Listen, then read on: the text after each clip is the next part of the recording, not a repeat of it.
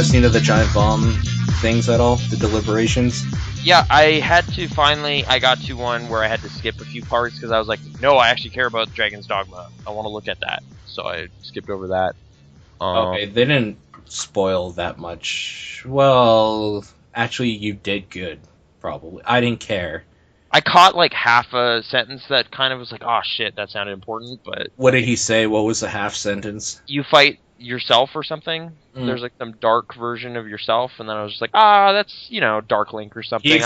He explicitly tells what the whole like ending is like.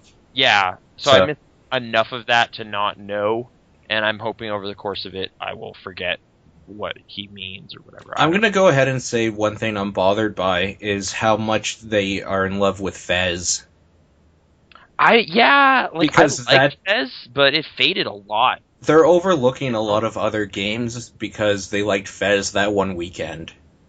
Right. Like I don't know. Man, that was such a sweet experience back when it happened, and you're just like, yeah, but it's over. Like, now all the secrets are out and it's over. Like, how is it now, today? And you're just like, doesn't matter, man. It was an amazing experience. Well, and another disheartening thing, even though it's probably going to be somewhere on my list, personally, they're obsessed with The Walking Dead.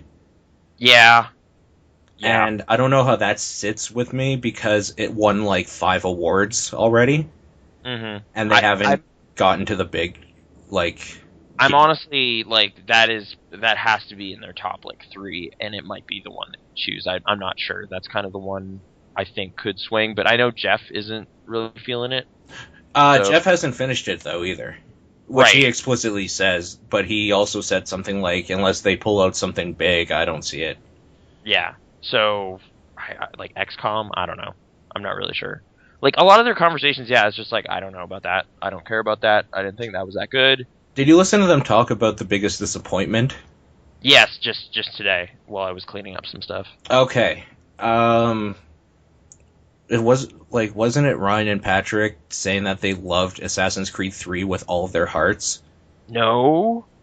They were both pretty disappointed by it. Oh, were they? Okay. Because I could have sworn it was them that were just like, yeah, that's great. 5 out of 5. Oh, no. Oh, okay. Like, back when it came out, it was 4 out of 5.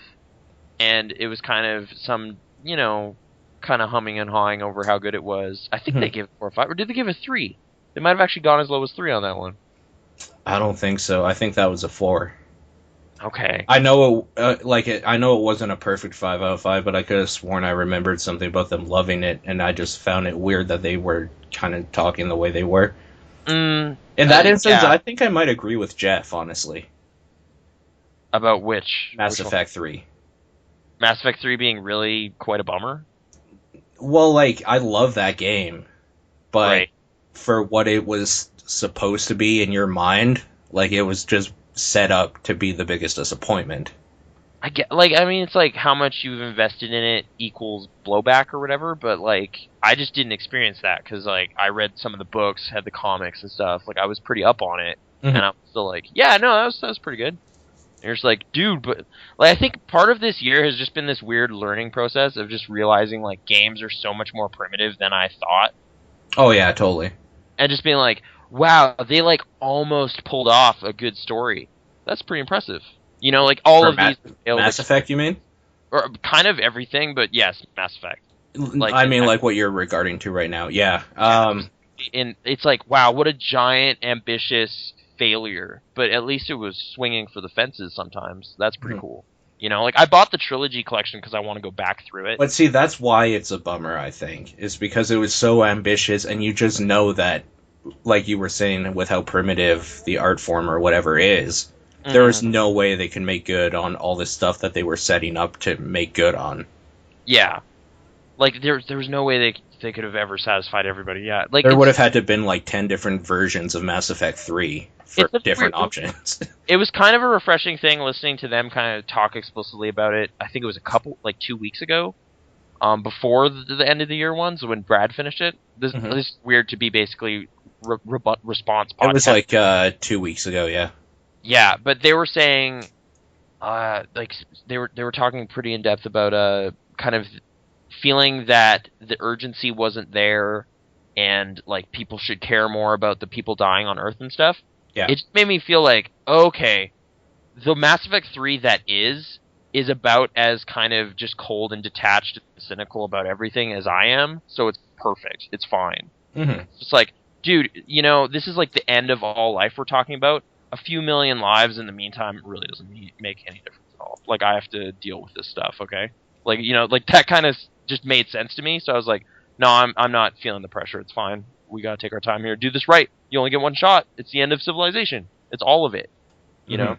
I'm also going to go ahead and say that like Brad had the different experience with all the DLC and stuff that added stuff and yeah, like I'm a little the curious. revised endings, but at the same time I didn't think any of that stuff is probably necessary because I still enjoyed my experience with Mass Effect 3 back like 8 months ago.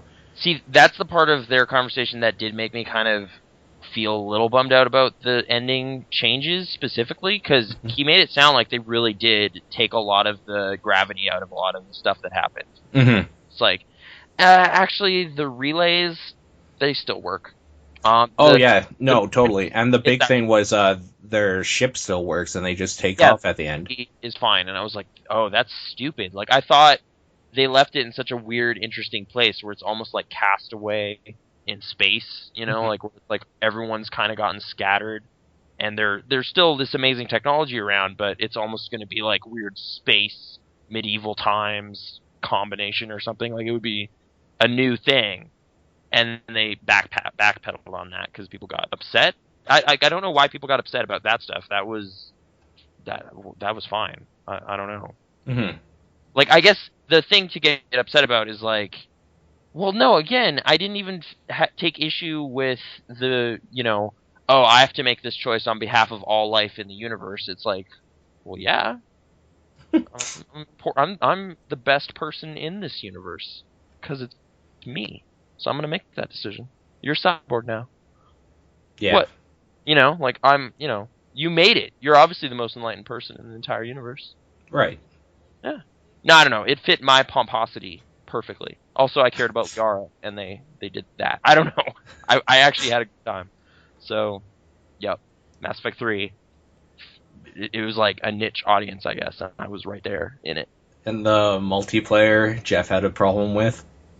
Well, it being a shooter or whatever, but I kind of agreed with the talk they were having. I played more of that than I played Gears of War competitive anyway. Like, totally. Yeah, but I remember like this. Jeff said something that like irked Brad, I think it was, where it's just like it's a glorified horde mode or something. Yeah. And Brad got a little angry about it. It's pretty funny. Vinny was kind of jumping in there too. It's like, well, you can dismiss anything if you wanted to. Yeah, you could just say that Need for Speed is a glorified Burnout. Mm-hmm. Yeah. I thought Journey was an interesting nomination for multiplayer, but actually that brings me to, that might be another game like Fez that had its moment, and now it will never be like that ever again because no one is playing it. Yeah, we noticed that John was playing it at my house the other weekend, and nobody jumped in the game. And hearing that, like, I was like, oh, that was like a big part of what I thought was cool about that experience was the silent multiplayer. Mm-hmm. And he was like, oh, it's probably the same either way. And it's like, I really think it added an extra thing, though, but we'll never know now because he's seen it without it. So now it's just kind of that whatever platformer with the weird sand thing or whatever. Like, I don't know. Like, I've only played it once. I'm kind of curious if it would hold up to more scrutiny or whatever, but I remember really liking it. It's still on my list somewhere, but it slid down a few spots after I organized things. Yeah. What's up, Necronama Gamer? Glad you could make it. Good evening. Welcome to late December. I think they were a little too dismissive of Hotline Miami, too, because it sounds like the only thing that they took from it was soundtrack. Yeah, it's just like, well, it's a cool soundtrack, but that's kind of the thing with that game. And I was like, I think it's what it does with violence and style in general and a small team and stuff. Like, it's got more going on.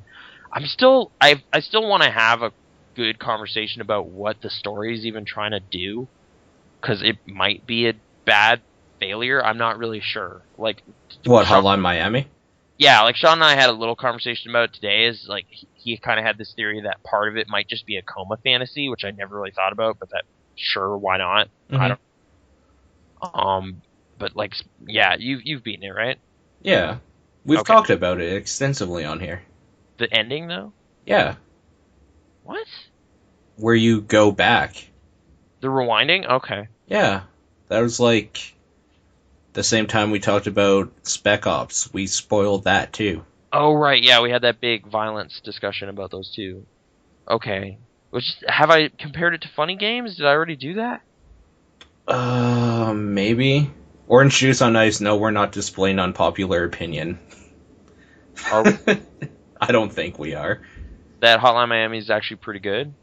Is that unpopular opinion? No, it's like 85 on Metacritic. Not And that. like everyone that's played it Yeah, kind of likes it. ranked pretty well. Alex Navarro said it was really good. Number 3.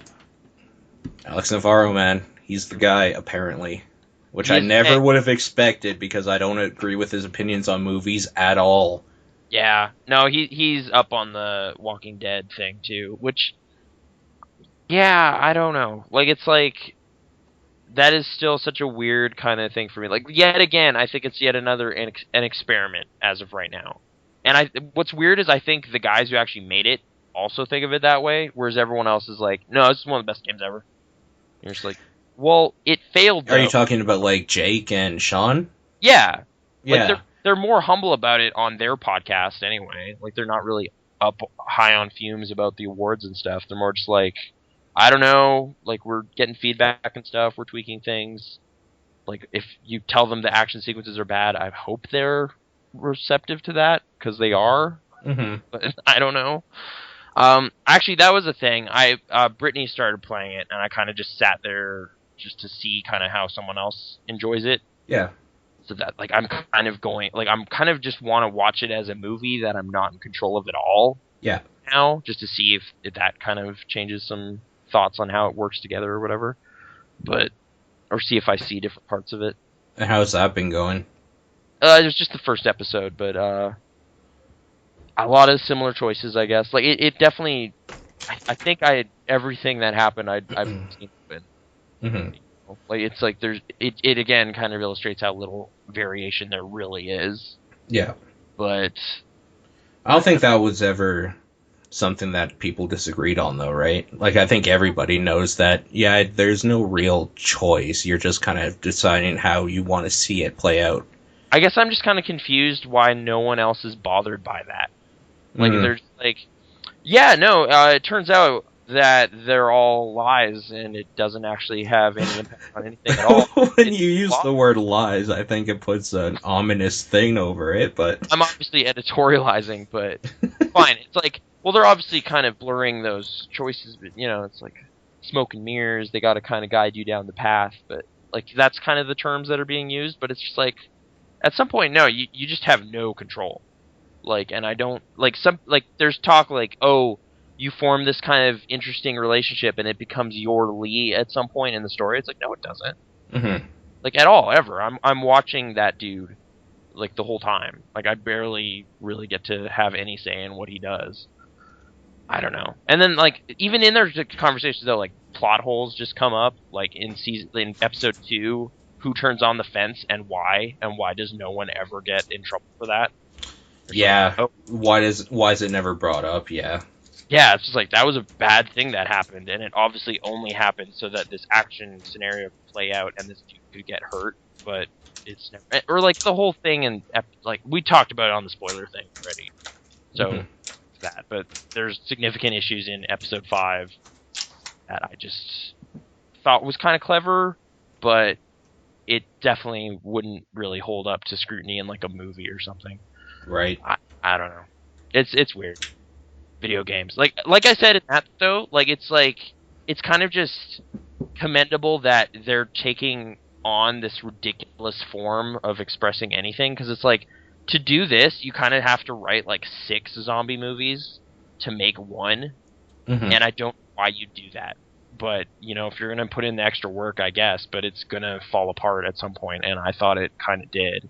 Right. Like, but, like, maybe some of those paths were more satisfying. Or if you don't kind of ever find out that they were very similar, maybe it'll just be kind of like, oh no, that's great. That was great. I don't know. Now, if we're thinking down this train of thought, though, does it even rank in your top 10 of games of the year? No, it's not on there. Okay. Yeah. Like, And I I do don't deserve it. I do believe it deserves some dues. I just don't know where, really. Because the most ambitious. like the things it did right, it did really well. The marks it hit pretty good. Mm-hmm. But I mean, it's the same problem I had with Heavy Rain, and why, even though that ended up on my top 10 list of 2010 or whatever, Yeah. it was one of the lowest ones, and mainly because no matter how many times you look at it, there's plot holes and there's problems that the way they get around is by simply lying to you. Right. And that's almost inexcusable because it just takes you completely out of this good narrative that they pretend they have, and then you realize, oh, it's not really that good at all. It's Mm-hmm. just that they're really good at tricking me and manipulating me. Right. We're okay. Like, I don't want to kind of hijack everything or whatever, or kind of go into this one avenue. I've still been trying to articulate all my thoughts on this game, but like this, I think what's happened with Heavy Rain and Indigo Prophecy and Walking Dead and adventure games, anything, Mm-hmm. is they have too much kind of movie aspirations in there. Like And they're not too enough similar. video game Yeah, like aspirations. they're barely video games in the truest sense. There's so much authored content that you have no control over Right. that it becomes kind of like, well, why is this even a game at some point? Whereas, and like, but that's not to say you can't have narrative content. Like, cause, okay, I played Cart Life this week, Mm-hmm. and Idle Thumbs was raving about it and everything, and I decided to check it out. That game approaches narrative in a way that, like, it's just baked into the bones of the game. Like, it's just part of how it works. Mm-hmm. Involves story and character. But you are always in control of what's happening. And it's like, do it like that. Like, just look at that and do it that way. Like, that's the way to do it. It's really quite extraordinary. Like, it's very simple game, adventure game type stuff, really, in the way it looks and everything. Mm-hmm. But there is a constant time, like time is passing at all times. You have 1 week. You are introduced to your character. There's 3 playable ones as of right now. They have a simple story kind of setup. It's like, hey, you're this guy Andrus. You just got here from the Ukraine. You don't speak very good English. You need a job. You need to look after your cat. And you gotta keep yourself fed and get rest and stuff. And also, you're a smoker, so keep that under control. Get some cigarettes or whatever. There you go, and that's it. And then you're on your way. Time is constantly ticking by. You have to figure out where to go, what grocery store to go to, what the hours are, all that stuff, just in the game as it goes. And whether you succeed or fail, like, that's all on you, the player. And if the story, there's little authored moments that come up, Okay. but it's, oh man, it's so you're such an invested part of that thing. Like, you're the audience, but you're also like driving everything. So like the first time through my story with Andrus, it was like I did so many things badly because I hadn't played it, and that was immediately, you could tell bad things were happening. Like, I got a big fine for not having the right permit. I lost a bunch of money. I couldn't pay my rent. Like, I was only eating granola bars. Like, all this crappy stuff happened because I was doing that. Yeah, so you were playing Paul the Life video game. Great. Well, like, it's a downbeat game. I haven't eaten anything but granola bars. Really? No, that's a lie. Okay, like, but yeah, like that you have to manage, like, okay, the main gameplay conceit is like, hey, you're managing a store. I've played games where you manage a store before, Mm-hmm. but this is the first one that kind of has Sims-style life management stuff, but like with direct control Mm-hmm.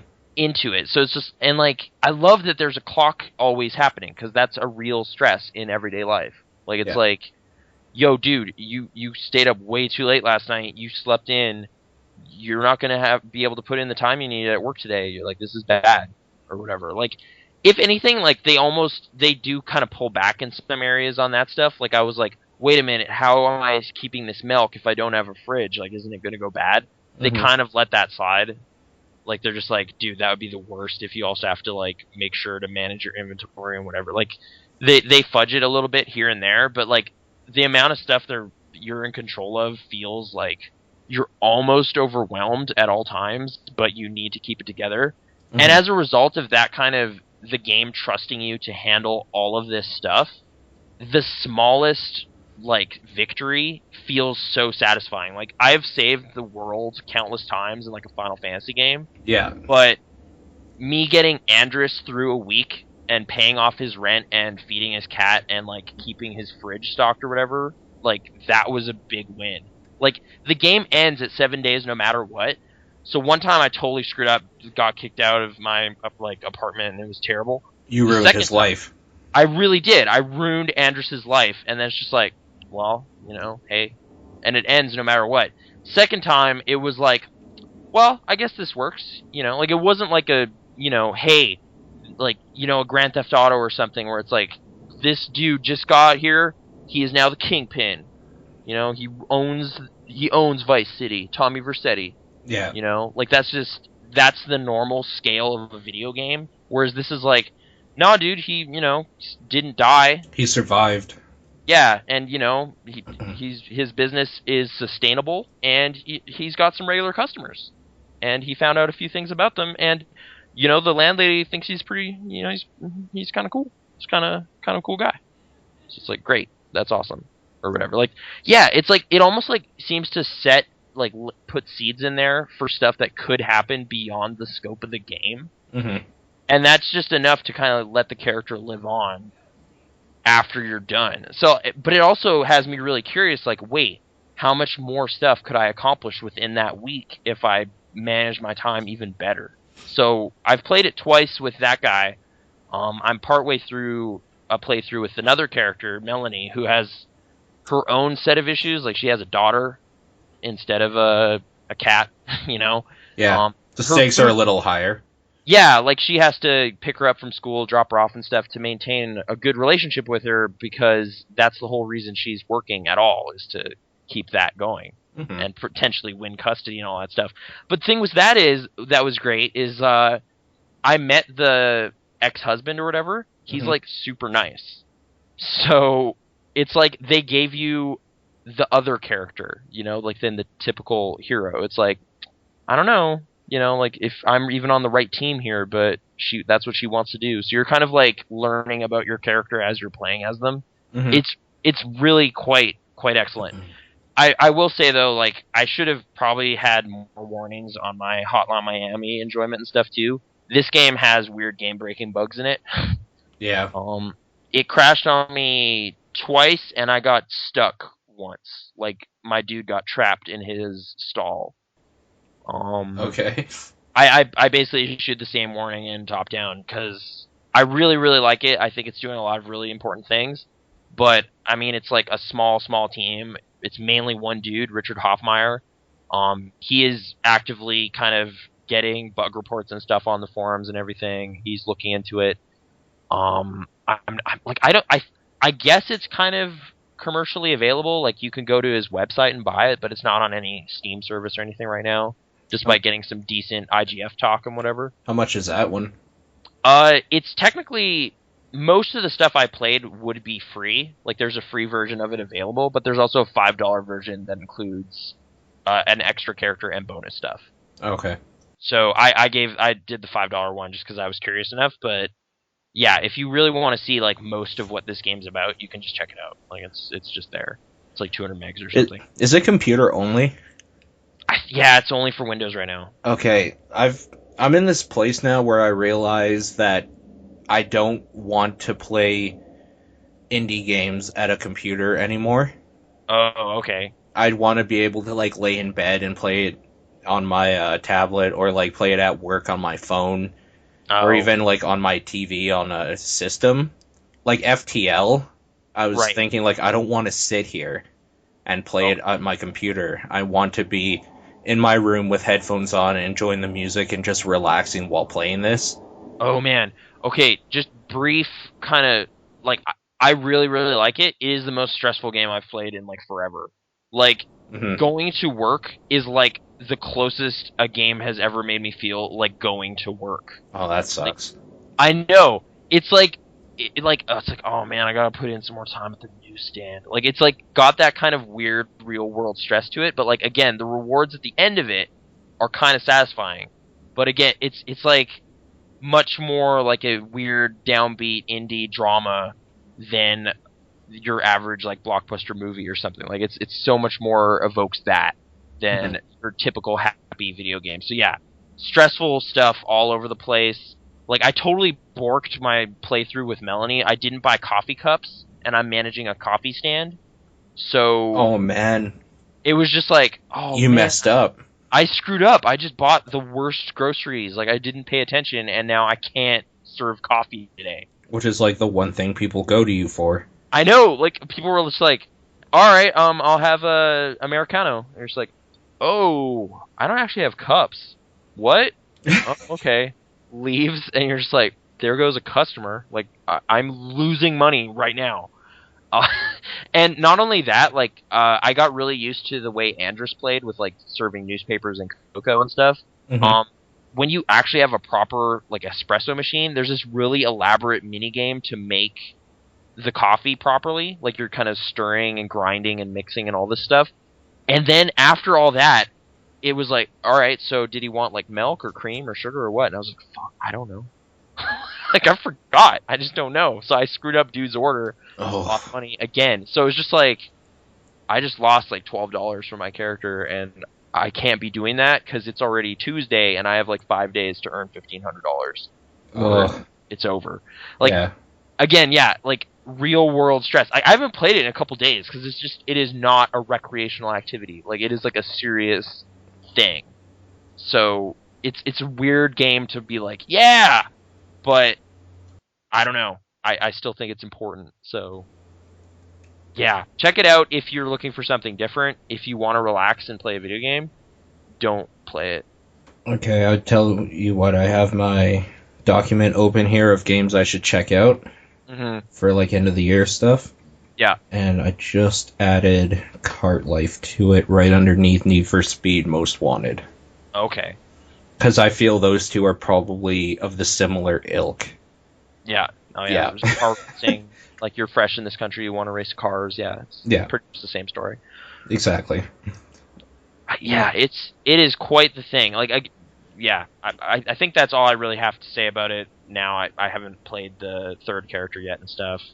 But, like, yeah, there's just a lot going on that is legitimately happening. Like, I don't know if you listened to the recent Idle Thumbs, but they were kind of speculating that there's a point where a cop will ask you for your license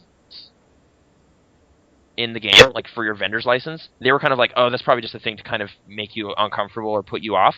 You can lose your license and get fined. Like, that is a real stress that can actually impact your character, and it did twice, and I lost like $100 and was in debt, and it basically just ruined everything that first playthrough.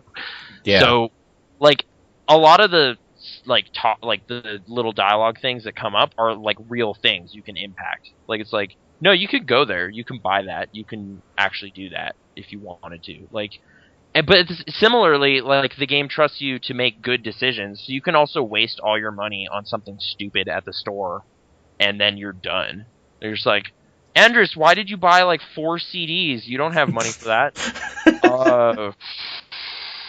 Why did you buy 4 copies of the new Katy Perry album? It's not even that good. That doesn't even make sense. Why would you buy 4? You know, it made sense that I was at the store. Did you even buy coffee for tomorrow? We're out. I don't know. And then you just can't sell stuff. Like, you can dig a hole and fall in it. You know what? That's where it turns into a real life situation, and you're just like, nope, got it. I'm going to write this off as a business expense, play the music in my little cart, and sell the extra CDs for profit. Right. Yeah. It's kind of great how much they let you hang yourself. Like, they give you so much rope, you know, if that analogy works too. But whatever. That was the weirdest thing I played this week, but I'm trying to think if I actually just had fun playing a game this week. Like, have you ever... No, I barely played it, but did you ever play Sin Episodes? No. Okay. It's just a source first-person shooter that kind of just reminded me of like Quake or something. Like just you just shoot a guy and he just explodes. Like that kind of ridiculous violence that I just haven't seen in a bit. Mm-hmm. Like even in games that are really violent now, they don't do that. Like they just have a dude fall over or something. I think that's maybe why Singularity seems so crazy to me. Singularity is great. Like it was just like, wow, they actually just went with full blown. No, that guy fragged. He's gone. He's all over. You shouldn't have shot him with that. And you're just like, okay. Like a lot of games, are just like Ragdoll is the best, and that's all you get now. Mm-hmm. And I don't know. I'm like probably just because it's so easy to build with the Unreal Engine. Yeah, like things flop around real good. If you're gonna jib something, that just doesn't work the same way. Right. But I don't know. Not to say that's inherently better or worse. It's just changing times or something. It just is what it is. Mm-hmm. Yeah. I want to talk, like, we haven't really talked much lately. Yeah. And mainly probably because of Christmas and all that. But I read Extra Lives. Oh, really? Yeah. Cool. I haven't really talked about that book, but I read it too.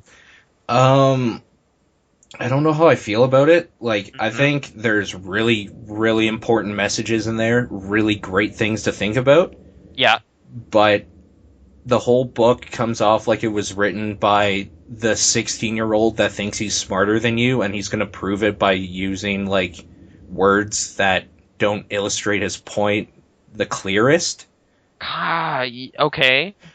The way I referred to it on Twitter was it's very masturbatory.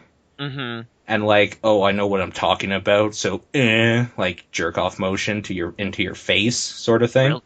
Okay. Like I get that feeling a lot with some of the phrases and stuff he uses, which I don't understand because I think the message is and the stories he's telling are important enough that everybody, no matter what their reading skill or comprehension level is, should be able to understand him clearly. And it's frustrating. I don't remember too many passages that were kind of like obtuse just for the sake of kind of sounding more like, at least not in the actual book. Mm-hmm. Like from some bare stuff I've just kind of found out about online or whatever, like he's kind of, I guess, been kind of retorting to Roger Ebert's assertions that games aren't art and stuff, and just like, no, you're wrong here, I'm right, here's why. Yet right. But in the book, he seems to be pretty self-effacing about games kind of being crappy in a lot of ways. You know, like it's like, I really like Fallout 3, but the fact that there's like a greaser gang in the vault makes no sense and is just stupid. And you're just like, yeah, you know, you're right. That doesn't make sense. Like that kind of stuff. I'm trying to like be delicate about kind of my issues late in the book. Like he closes on his chapter about Grand Theft Auto 4. I thought, okay, so the stuff that he relates to what he's talking, like his actual life. Yeah. I find the most compelling and some of the best stuff I've read in a long time. Oh, but like, okay. Like when he just talks, when he talks about like his life or whatever and where these games fit in and blah, blah, blah. I love that stuff. And I love when he's talking to the creators of the games he's talking about and that sort of stuff. Yeah. I just don't like it when he goes on to these, like, I'm trying to look up right now examples like that I could read out to you. Mm-hmm. But, I mean, it's kind of hard finding examples just randomly. So, I should have probably thought this out a little bit more. Well, I was like, underlining some stuff I thought was interesting. But, most of the stuff I found really interesting was more some of the people he goes to talk to, like Clint Hawking and Peter Molyneux. Mm-hmm. Like, I was more intrigued by what they had to say. You know, about just them thinking. For me, especially Peter Molyneux, I really like that part. Yeah. I was really impressed by Peter Molyneux's attitude, because, like, you often get that kind of, like, he's just talking nonsense all the time, and, like, you know, you can't really trust what he says or whatever. And then, like, that bit where he says, like, okay, I'm trying to paraphrase, but, like, Bissell or whatever, like, the author says, man, video games, like, it's so crazy. It's like we've gone from cave painting to the Sistine Chapel in like 30 years. But then Molyneux's kind of like, dude, it's so much crazier than that. Yeah, because we went from cave paintings to learning like infrastructure to architecture to building the building to then painting on it and stuff like that. Yeah, it's like every single part of this discipline had to be created, and that has happened in the last 30 years. So, to be fair, though, whenever Molyneux speaks, it's amazing. So, like, he's just the guy that is able to take those ideas and twist them in the way that you're like, this is the most brilliant man in the world, I will buy any game he makes, but he also makes Fable 3. But he's also very, like, I appreciated how transparent he was about the shortcomings of, at that point, Fable 2. Because, like, they talked about that bit where you're getting tortured, which I do remember. Like, when they were talking about it, I was like, oh yeah, that was a kind of... And apparently they didn't go as far as he wanted to. Right, like, he was like, we came close, but we didn't actually we didn't achieve what I wanted to with that scene. So, like, you know, he's still kind of torn up about it. But, like, yeah, I at least appreciate he's like, I want to make the best game ever. I haven't done it yet, though. You know, so I'm going to keep trying and doing weird stuff. And then he said something, I remember he ended off that part of just remember the number 22. Did he actually? Yeah. And then, because I remember thinking, like, 22 cats. Oh my god! Yeah. That's great. I totally was just sitting there at work, like, oh and people I guess, are pretty mad with what Curiosity is turning into or something. Like, they're kind of pimping their own stuff a lot through it. But I mean, I haven't even looked at it. I don't know what they're talking about, but at the same time, it's their own property. They can do what they want, so whatever. Right. Or are they kind of squandering this idea? Because it is a cool idea. Totally. This communal multiplayer thing, but... I don't honestly know what they're doing. That's pissing people off, though, I guess, so... Yeah. Oh, like, on the cube, there's messages written on it, and they're all kind of like, hey, check out our Kickstarter. Oh, weird. Okay. As of right now. Like, I guess, I don't know if this is just, like, a thing for media who have, like, the past few months have just been, their email inbox is full of, look at our Kickstarter ads or something, but Kickstarter seems fine. I'm not upset with it in any way. Like, it's already paid off in some cool ways this year, and I'm still keen on things to come. Like, I don't know why this jaded attitude already. Like, the Ouya could be the biggest scam in the world. That would still be hilarious to me. And I would still be like, no, that was worth it. Like, you know, bad investment. X number of people got burned in a weird investment, and we got to see it happen live on the internet. Exactly. I don't know. It's kind of fun. Whereas, like, I still feel good about Sports Friends, and, like, there's a new Double Fine documentary that I haven't gotten to watch yet. But, I still like what they're doing. So, like, even if, like, it's entirely possible Double Fine Adventure will be a pretty boring, generic adventure game that I won't actually like. But it's just to see all the aspects of its production come together in front of me is worth it. You know? Like, I'm not convinced it's going to be that interesting, but if it is, hey, great. I funded it. If not, whatever. I still got to see behind the scenes of, like, some people I like. So I feel I'm good. I'm good. I'm money well spent. Okay, I'm sorry. I have been listening to you, but you're looking for that passage, and I found a bunch of them. Okay, good. Okay. Yeah, I've been meaning to talk about, like, I did really enjoy the book, so I'm overall. Oh, I don't want anyone to get me wrong. Like, okay, first of all, more importantly, I don't know who this book's written for. Like, it was obviously written for people like you and me. Yeah, like, people who like video games but are kind of disappointed with how little they've grown or something. Like, it's a specific subset of gaming. Because it's not for gamers, and it's not for, like, what I would call hardcore gamers, necessarily. Really? I don't think so, and it's not for non-gamers. I think it's for people that are looking for more of a critical eye. Like, it's a very niche market of critics more than it is of video game players. I guess so, yeah. And it's just kind of weird. Is it weird? Like, I guess because it so caters to exactly my interests, I'm like, yeah. Yeah, this makes total sense, but at the same time, the dude playing Halo doesn't give a shit. You know what I mean? The guy playing, or the person that just plays Angry Birds, they're like, why do video games matter? They read this, and they're like, well, I'm not convinced. I don't know what these games were that he was talking about. Right. Like, yeah, as someone coming into it who played, I'm going to say, like, 90% of the games they were talking about, Maybe all of them? I was gonna say I don't think there was a single game that I hadn't played, so I would be Actually, no, surprised yeah, if there no, was. sorry. It's 100%. It's just there was like some I was less enthused about. Like I was like, man, I can't wait until I get to the Far Cry 2 chapter, and then I was like, yeah. I was pretty happy about that. But there was like I'm trying to think as like if I wasn't familiar, does he explain the games enough for them to sound compelling on their own? Or is He that explains kind of them in a way that you could understand what he's talking about. right? I don't know if he explains them in a bias that would make them sound compelling, other than his personal experiences that he had with the games that he loved. Right.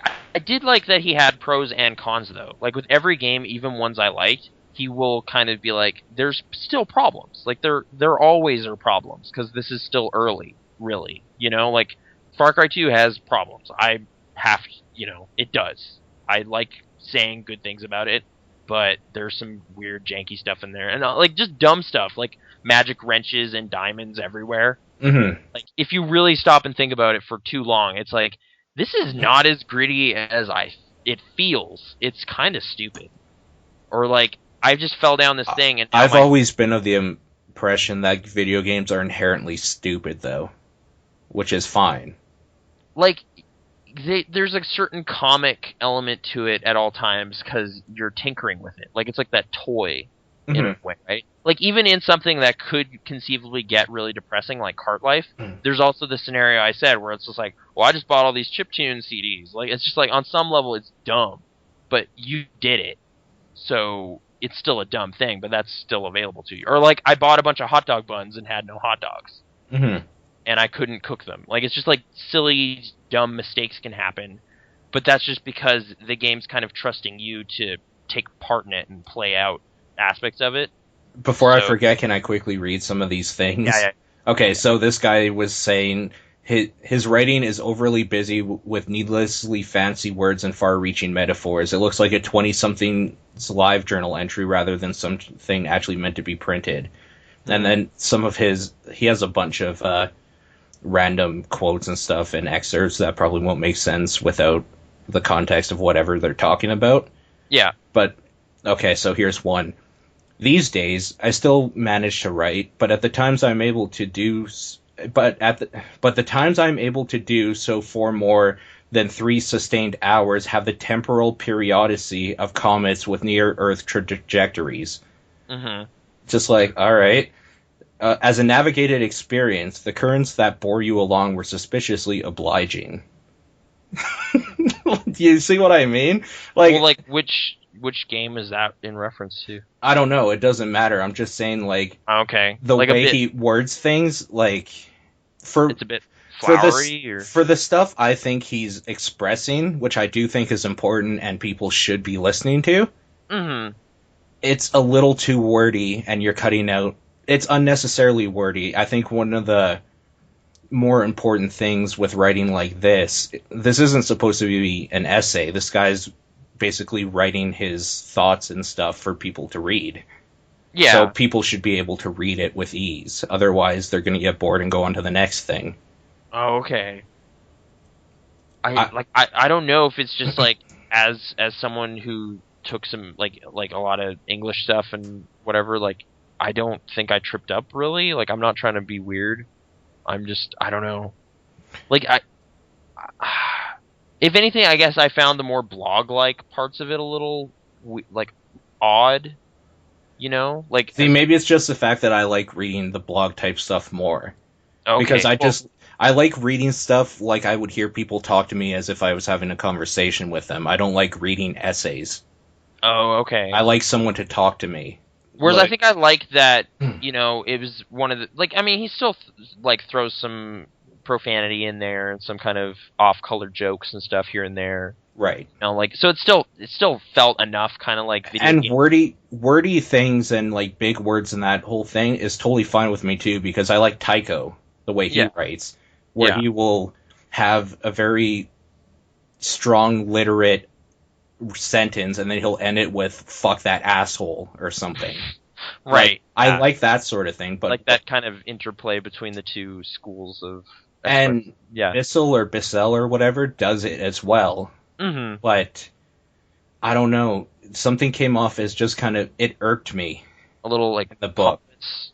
A little bit, and I don't think that's proper because I think what the subject matter he's dealing with isn't one where there should be an air of pretension around it. I think Well, it's something down to earth that he should be talking to people like almost one-on-one about. whereas I think I just liked that anyone was talking about video games in that kind of circle, like in that kind of way. Like in like I've read a lot of film essays and stuff, and it like reminded me of that. Like it's like, and to be clear though, like I've read some really obtuse film essays that are just like, oh, you mean that scene where like the killer jerked off after he murdered the guy? Mm-hmm. Yeah. Why didn't you just say that?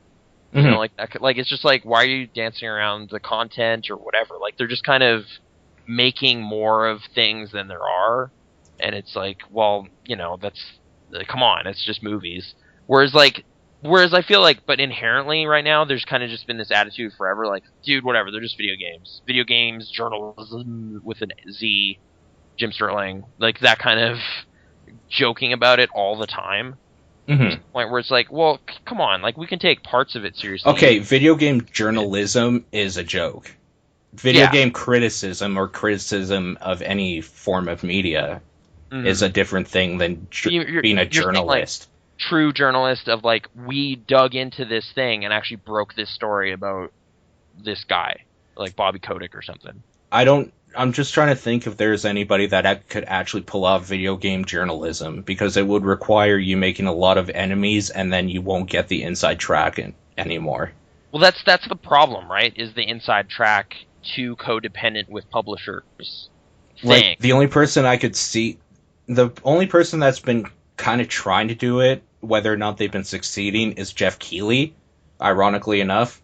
Really? Because he does those, like, inside video games things.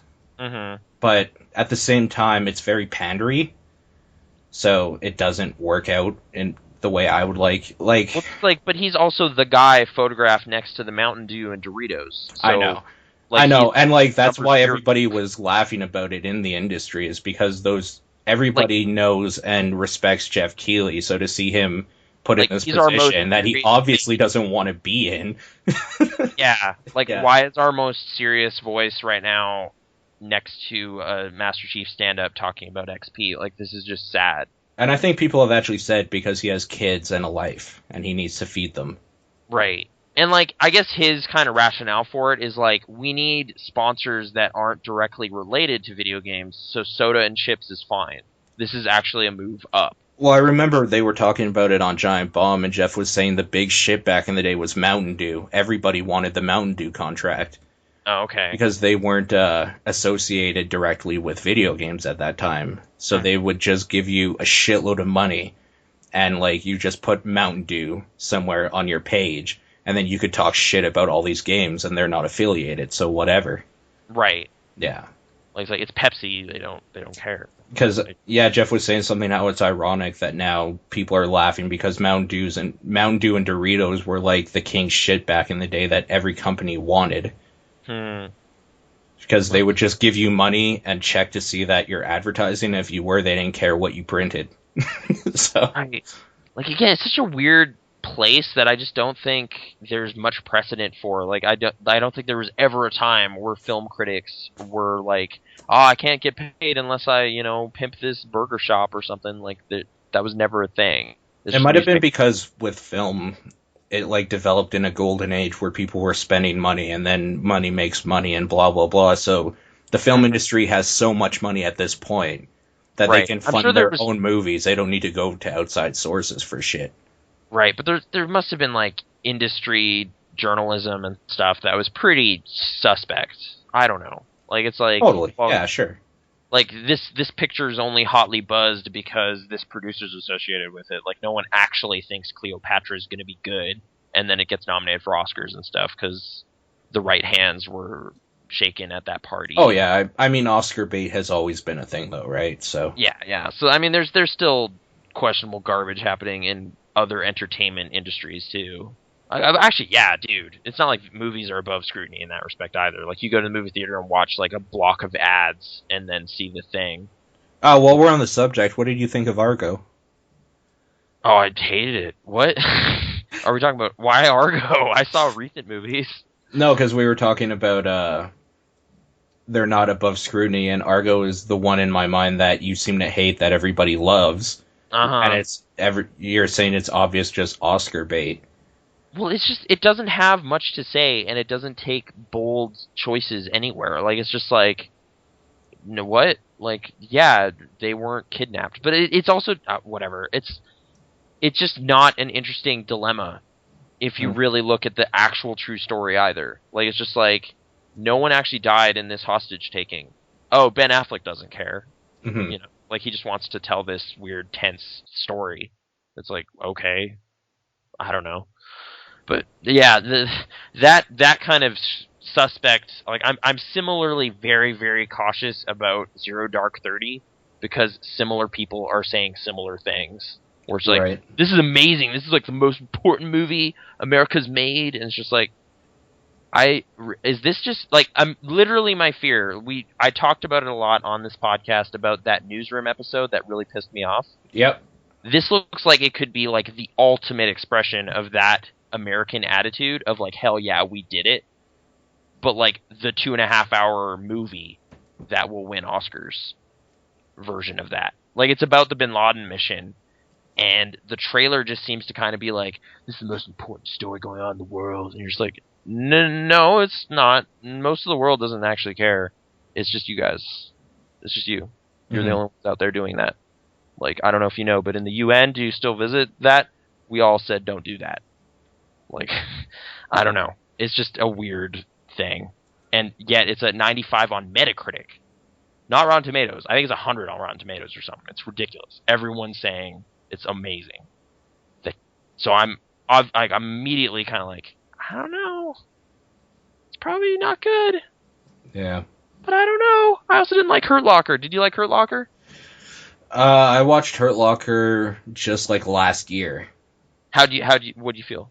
How do you think? It was fine, I guess. It's like a bomb diffusing movie. Yeah, it was fine. Yeah. I don't feel like I wasted my time with it, but I haven't been watched it since, if that says anything.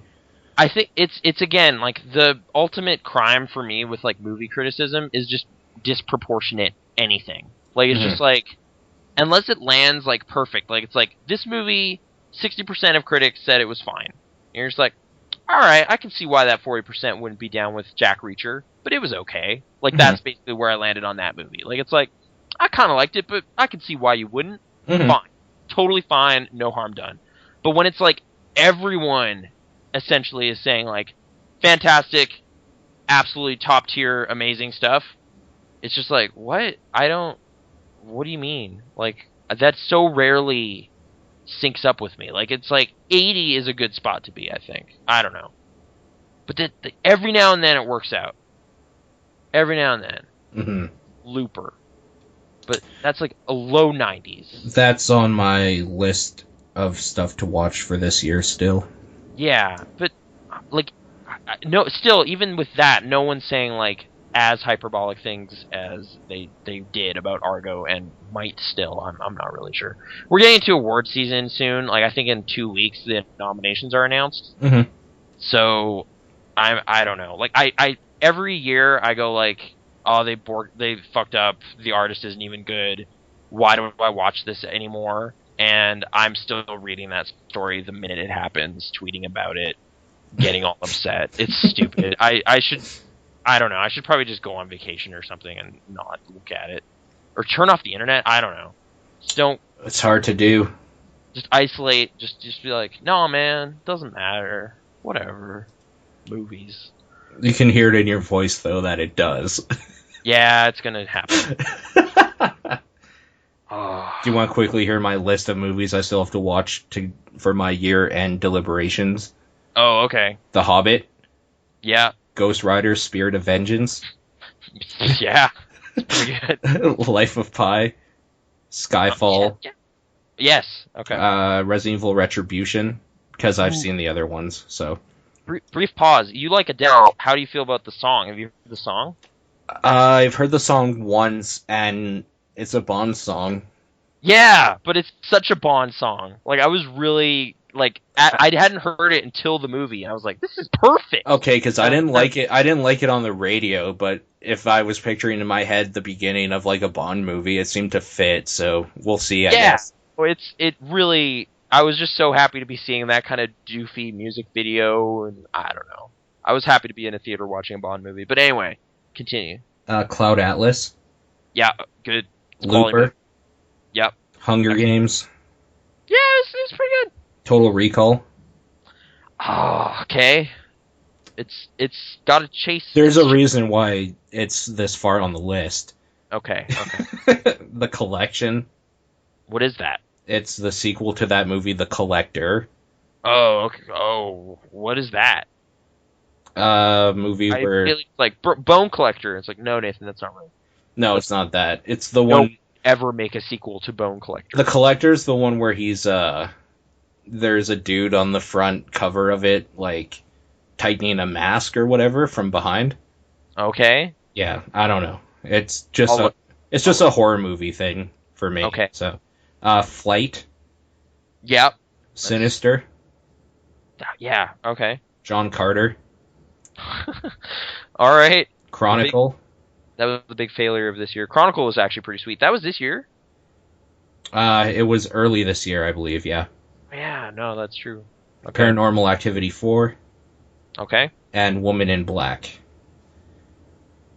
Oh, yeah, I didn't see that. That was also early this year. Are there any outstanding omissions I've made that I should add right now? None really spring to mind, I don't think. Oh, I guess I should say, I made this list last week, and so far that was on the list. That's crossed out now because I watched them. The Amazing Spider-Man. Okay. Brave and Ted. Okay, actually, one that I didn't realize kind of hasn't been talked about that much. End of Watch is actually really good. Like, I said that on the podcast, but that police movie with Jake Gyllenhaal? Yeah. Michael Pena or whatever?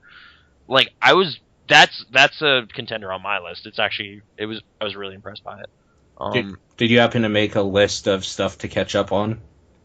Not stuff that I feel I haven't, I really need to... Well, for movies, probably not, especially, because you go see movies often. Right. Yeah. I've even seen stuff that doesn't really have a chance.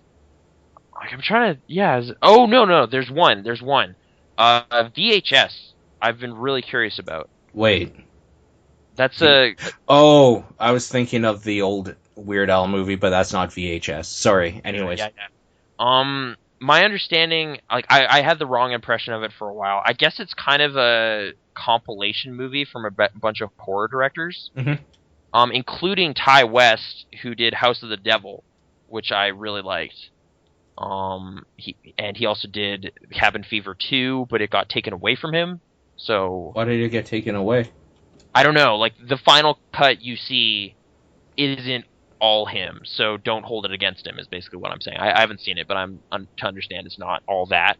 Mm-hmm. But House of the Devil, I was legitimately quite impressed by, and yeah, I've heard some pretty I guess it kind of plays with the found footage genre in a way that really resonates with people who grew up watching VHS tapes, which I have a substantial VHS collection, and I don't know. I got rid of my VHS collection. It was the hardest thing I think I've ever done. Yeah, I just don't like doing it. They take up so much room. I'm honestly even looking at my DVD collection now, just being like, why do I have a lot of these? Well, have I told you what I want to do with mine? Like digital backups, or? Yeah, I want to rip them all to one hard drive and stream from the hard drive and pack them up in watertight cases. Yeah. My only question is, can you pull commentary type stuff, or no? I'm not sure. Because I know what you're talking about. Because at this point, the only reason you would revisit some stuff is to listen to the commentaries. Yeah, like I'm honestly at a point where, like, Boxing Day, I bought one movie, and it was only because I was like, I could listen to Jonah Hill and Channing Tatum talk. So I bought. Which movie? I picked up 21 Jump Street. And I know you didn't love it, but it's more just like, but even me, it's just like, well, I don't think I need to own this really exactly, because whatever, it's a comedy. If I want to watch it, I'll just go on the internet because it's 2012. Mm-hmm. It's almost 2013, even. So, even more so. But it's like, well, this commentary track won't be available on Netflix ever, so I'll just have to deal with this. And yeah, I picked it up. So yeah, I'm on Blu-rays only now in terms of purchasing, and even then, only if the features are to my liking. So, yeah. Understandable. You gotta sweeten that deal. It's not just like, hey, you get a copy of it. It's like, no, shut up. Why doesn't Straw Dogs have Dustin Hoffman talking to me on it? It's what I demand. Did you see that remake of Straw Dogs? No. Okay. I did watch a weird foreign movie that was basically the same story, but... What movie? I can't remember what it was called. That's how great it was. It just immediately faded from my memory, but I reviewed it for Beetroot, and it was one of the last assignments I did. But Ever? Ever for them, yeah. Oh, are you done with them? I just kind of stopped doing stuff, yeah. So, yep. Crazy. I don't know. It's just, like, stuff they were, like, it's like, do you want to see Dreamhouse? And it's like, no. Like, I just don't care. I just don't want to see it. Yeah. It's like, but you could be on the front lines. You can determine whether or not it's worth seeing. It's just like, oh, whatever. I'll be okay. Like, not to say critics, like, I wait for the percentage. I don't. Because, like, if anything, like, I know you said you haven't seen it, but I'm still, I just don't know what people want from The Hobbit or whatever. Like, it's just, there seem to be really fault finding. Mm-hmm. And it's just a fun kid's adventure. I don't know. It's okay. Like, why all the, like, vitriol? It's weird. Like, I hear you. I guess it's kind of long. So if you have a short attention span, maybe don't go. Well, I like the Lord of the Rings movies, the uncut ones. Yeah. Yeah. Okay. You're probably fine then. Okay. Yeah. Because specifically, those don't have, like, tight pacing at all. The trick is to go to the bathroom before the movie. Mm-hmm. That's probably it. what happened. No. Everybody's just like, oh man, I gotta piss so bad. I don't like this movie now. 1 out of 10. Yeah. Yeah. Like, I mean, it's kind of a lazily plotted movie that has some kind of weird bits in it, but I was still just impressed by the scale and scope of stuff, and it's just like some fantasy stuff. All right, I haven't seen that in a little bit. Cool. Maybe this 30%, 35% are the people that really, really like Game of Thrones, though, so they're getting satisfied by that over there. Maybe. Whereas, like, I'm like, season 2 wasn't even good. Who cares about the show? And it's like, oh yeah, this is what I want. Nice. So I saw Brave. Finally. Oh yeah. You mentioned that. It's a good movie. Okay. I wish I had seen it before. Did you see the short film, Luna? Which one? It's like the Luna thing or whatever. It's like a bunch of janitors that clean the moon. No. Okay, it's kind of nice. Yeah. Did it play at the beginning? Like, yeah, I think that's the one that was connected to that one. Okay. But yeah, but you liked Brave. Yeah, it was pretty good. It was a lot different than I thought it would be. Okay, how so? They didn't really go on the whole feminist drive I thought they were going to. Oh, okay. It's more just kind of a story with a mother and daughter. Mm-hmm. Miscommunication and that whole thing. Yeah. Yeah, it's pretty good. Pretty good stuff. If anything, I didn't like the slapstick stuff with the kids. I just didn't think it was funny. No, totally. I agree with you. And I also watched Ted. Did you like? No, I didn't. What did you think of it? I liked it for like 40 minutes. Okay. Slowly got angrier at it for the rest of it. Okay, because that movie's really bad. Okay. Like, do you want to qualify that a bit? Like, explain? Yeah, I hate Seth MacFarlane, and this is Seth MacFarlane if he did a movie. It sucks. Oh, man, there's so much Seth MacFarlane in that movie. You're right. Well, I mean, Ted is literally Peter Griffin. They joke about that very fact in the movie. I know, and when they said that, I wanted to throw something. Yeah. Just like, you're aware you're terrible? Yeah, I don't know. That movie's not very good. I didn't understand why anything was even happening. Because, like, dude has a talking teddy bear. Everybody knows that it talks. Everybody can hear it. Yeah.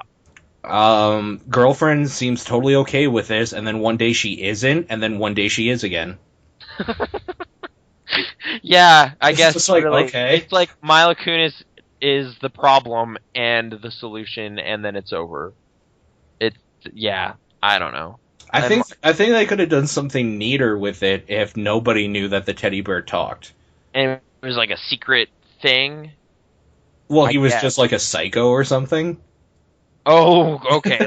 Just like, oh no, Mark Wahlberg just really couldn't get over this thing that happened in his childhood, and he just started talking to his teddy bear, and it just never stopped. Oh yeah, and then there's the whole fact that Mark Wahlberg is a leading man, which I've never been a huge fan of.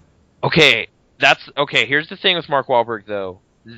This past week, the Pain and Gain trailer came out for Michael Bay's new movie, Mm-hmm. and it just seems like I can't speak to the quality of a movie based on 2.5 minutes or whatever, but I at least think it is the correct casting decision for Mark Wahlberg because Okay. he is playing clueless, muscled out dude.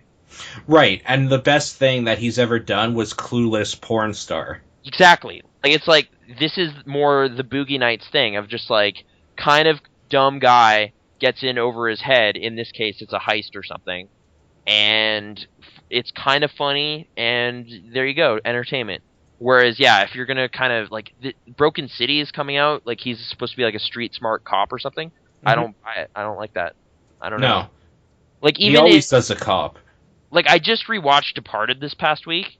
Yeah, Like there he's kind of just hothead angry guy. and he's And only in it for like 10 minutes. he's really not that key in it. It's kind of weird, but and he has like one scene that I like, but whatever. The where he's shooting.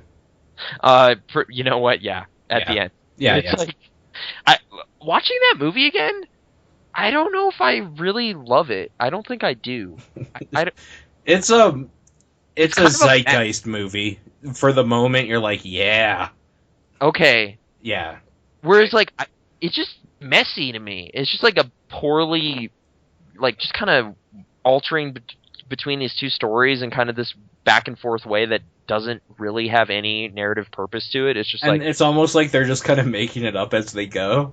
yeah, it's like let's just Yeah. check it with Costigan now. I don't know. I know. Oh, dude, he bangs the same girl. It's like why? I don't know. Why not? That's a thing that could happen. A love triangle. We'll have that. It's just like okay. Like the only part of it that's like, oh, dude, is the undercover cop stuff, and that payoff is still cool, but that's like the last little bit. So I guess it's like like you leave the movie thinking you just saw a good movie, but you kind of just watched a mess for like an hour, Mhm. a pretty cool movie for like 80 minutes, and then like a weird thing at the end that you weren't really expecting, and then you're like, yeah, that was awesome. It's like no, I don't know. I don't think it was like. It's too bad though because I really like Jack Nicholson. Yeah, And totally. I looking at his through his career, it's like crap. I've seen way too much of it. There's not much left for me to go to for like I've been debating seeing this Meryl Streep movie he did in the '80s. It's supposed to be terrible, but there's not a lot left. I gotta go to weird lengths to get my Nicholson fix because he's basically retired. Mhm. So, anyway, that's me talking about Jack Nicholson. What were we just saying? We're talking about Mark Wahlberg. Ted is not good. Patrick Stewart's voice. Do you think that's funny? What do you It think of was the Flash okay. stuff? What do you think of Flash Gordon stuff? I never had affinity for Flash Gordon. It was before my time. Me too, but that's kind of like I was just like, wow, what a silly thing to have nostalgia for, huh? And I was kind of amused by the thought. But, yeah, I'm okay with it because like if I made a movie, I probably would put some weird dumb nostalgia thing in there too. So I was okay with it. right. But like I didn't have the oh shit moment or anything. Mm-hmm. Yeah. So It definitely, it seemed a bit overblown, and like it did really well at the box office, dude. Like Seth MacFarlane is set forever. I know he's hosting the Oscars too, right? He's hosting the Oscars. You're right. Yeah. I kind of forget that after I read it, and then this is the second time I've remembered that's happening, and it's. I think the only reason he is because it's the only way he'll ever be at the Oscars. Maybe. Okay. That sounded a little more cruel, probably, than I No. intended, but I don't like him. Fuck that guy. Okay, this is such a stupid anecdote, but have you seen Idiocracy? Yes. Okay, this is just a weird thing that happened to me last night that I'm still, like, baffled happened. But you know how in that movie, there is a scene where they go to the movies and ass is playing. And it is just a ass on the screen, and that is the movie. Yeah. And it won all the Oscars in the future. Remember that? I know where you're getting at, yeah. Okay, that's part of it. But the other thing is, I went to a movie last night. I saw Django Unchained. Mm-hmm. Before the movie, there was an ad for a colonoscopy clinic, and there was literally an ass on the screen, and it was a commercial. But I was just like, I am sitting in a theater full of, like, hundreds of people, and there's just an ass on the screen. This is so weird. I've stumbled into that future early. Like, it was just weird. I stopped and was just baffled by it. Like, it's just like, how is this an ad? Like, is it supposed to be funny or is it supposed to be serious? What happened? Can you imagine though? Like, that's like the observation that we talked about. Like, me and my friends was just like, you know, hey, Canada, that's the only place you can get away with that because the States is still kind of doesn't like that nudity or whatever. But I was more just baffled by the very dumb thing that I was seeing. It was just weird. It's weird, but you're right. I'm also, if societal standards keep declining, Seth MacFarlane could have his day in the sun sometime. You never know. Great. Like, I mean, Todd Phillips was nominated for an Oscar, so whatever. So I have to ask you, Django Unchained. Yep. Should I give a shit about it? Do you like Tarantino already? Yes, with an asterisk beside it. All right, what's the paragraph? What's the asterisk? What? What do you look for? I didn't like a whole lot of Inglourious Bastards. I really like that one, so now I'm not sure how you'll feel because I like this one less than that one, but that might mean you'll like it more. I don't know. Okay, because it seems like it's a lot of like black people talking to Leonardo DiCaprio the whole time. It's actually the reason I say black people is because there's like most of the big cast is black, so. Well, kind of, but a lot of the dialogue is Christoph Waltz actually, and I really enjoy hearing that man talk. So that really made that part of it work for me. And like, I don't care about that time period at all. Okay, because it does definitely lean pretty hard on the racial tensions of 1858. So it's a lot about kind of like, oh man, see, Django is flaunting societal conventions of this time. He shouldn't, he's riding a horse through a Texas town. That's really messed up, dude. Which, in a way, is kind of like the serious version of Blazing Saddles or something, if you want to call it serious, because it still gets pretty ridiculous. But it's kind of similar territory, but with much more harsh violence and crude talking and whatever. Like, I don't know if it's is it appropriate if there's a word? There's the word. I don't know if you know the word. Which one? Well, so I don't know why. Nigger is the word. Okay. They use a lot. But it's in context, so whatever. It is in context, that's true. But, like, that it still goes kind of weird revenge fantasy at the end. Like, it gets really ridiculous at the end. Kind of like Inglourious does, Like, it's been 3 years. The plot to kill Hitler stuff. Yeah. Like, there's kind of a similar explosion of just ridiculous violence in the last, 40 minutes of that movie. Which, I still admire Tarantino for, having this kind of really slow build stuff. Like, when it happened, it was like, wow, this is legitimately a surprise, because it is a huge tone shift from the, 90 minutes of dialogue that just preceded this. So I was still pretty impressed by it, but after it was over, it's kind of like, well, I don't know, that got kind of silly. Don't all his movies kind of end like this? There's the big shootout or the big Mexican standoff or whatever. It kind of just goes poor every way, the same way, kind of. So yeah, it's definitely like it's still pretty fresh, like so I can't really put it in a ranking or something, but right now it's sitting at an 8, but more like a 7.5 for me. Okay. And like I liked Inglourious quite a bit. There's one scene in it that I thought was fantastic. It's kind of this extended monologue that DiCaprio has.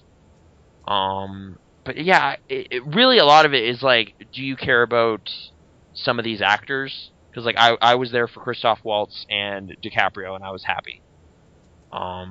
Jamie Foxx, his character's kind of doing a Charles Bronson kind of stoic Western hero thing. Mm-hmm. So tough, silent type thing. So like, just not. It's hard to do anything with that. I wasn't really overly impressed by anything there, but yeah, there's some odd like racial politics questions with Samuel L. Jackson's character and stuff. Like, I really just don't know how to appraise the movie that way. Like, I don't know if it's insensitive or if it's actually kind of accurate or if it's too ridiculous or if it's actually one of the more grounded in terms of the way it depicts slavery and violence and stuff. But whatever. If you don't care about that, it is really long. It's 2 hours and 45 minutes. It's apparently cut down from a larger movie, so there's kind of some weird bits in there that don't make sense. Okay. Like they'll just kind of insert a shot from like or a little bit from another scene, and it kind of fits awkwardly. I thought anyway.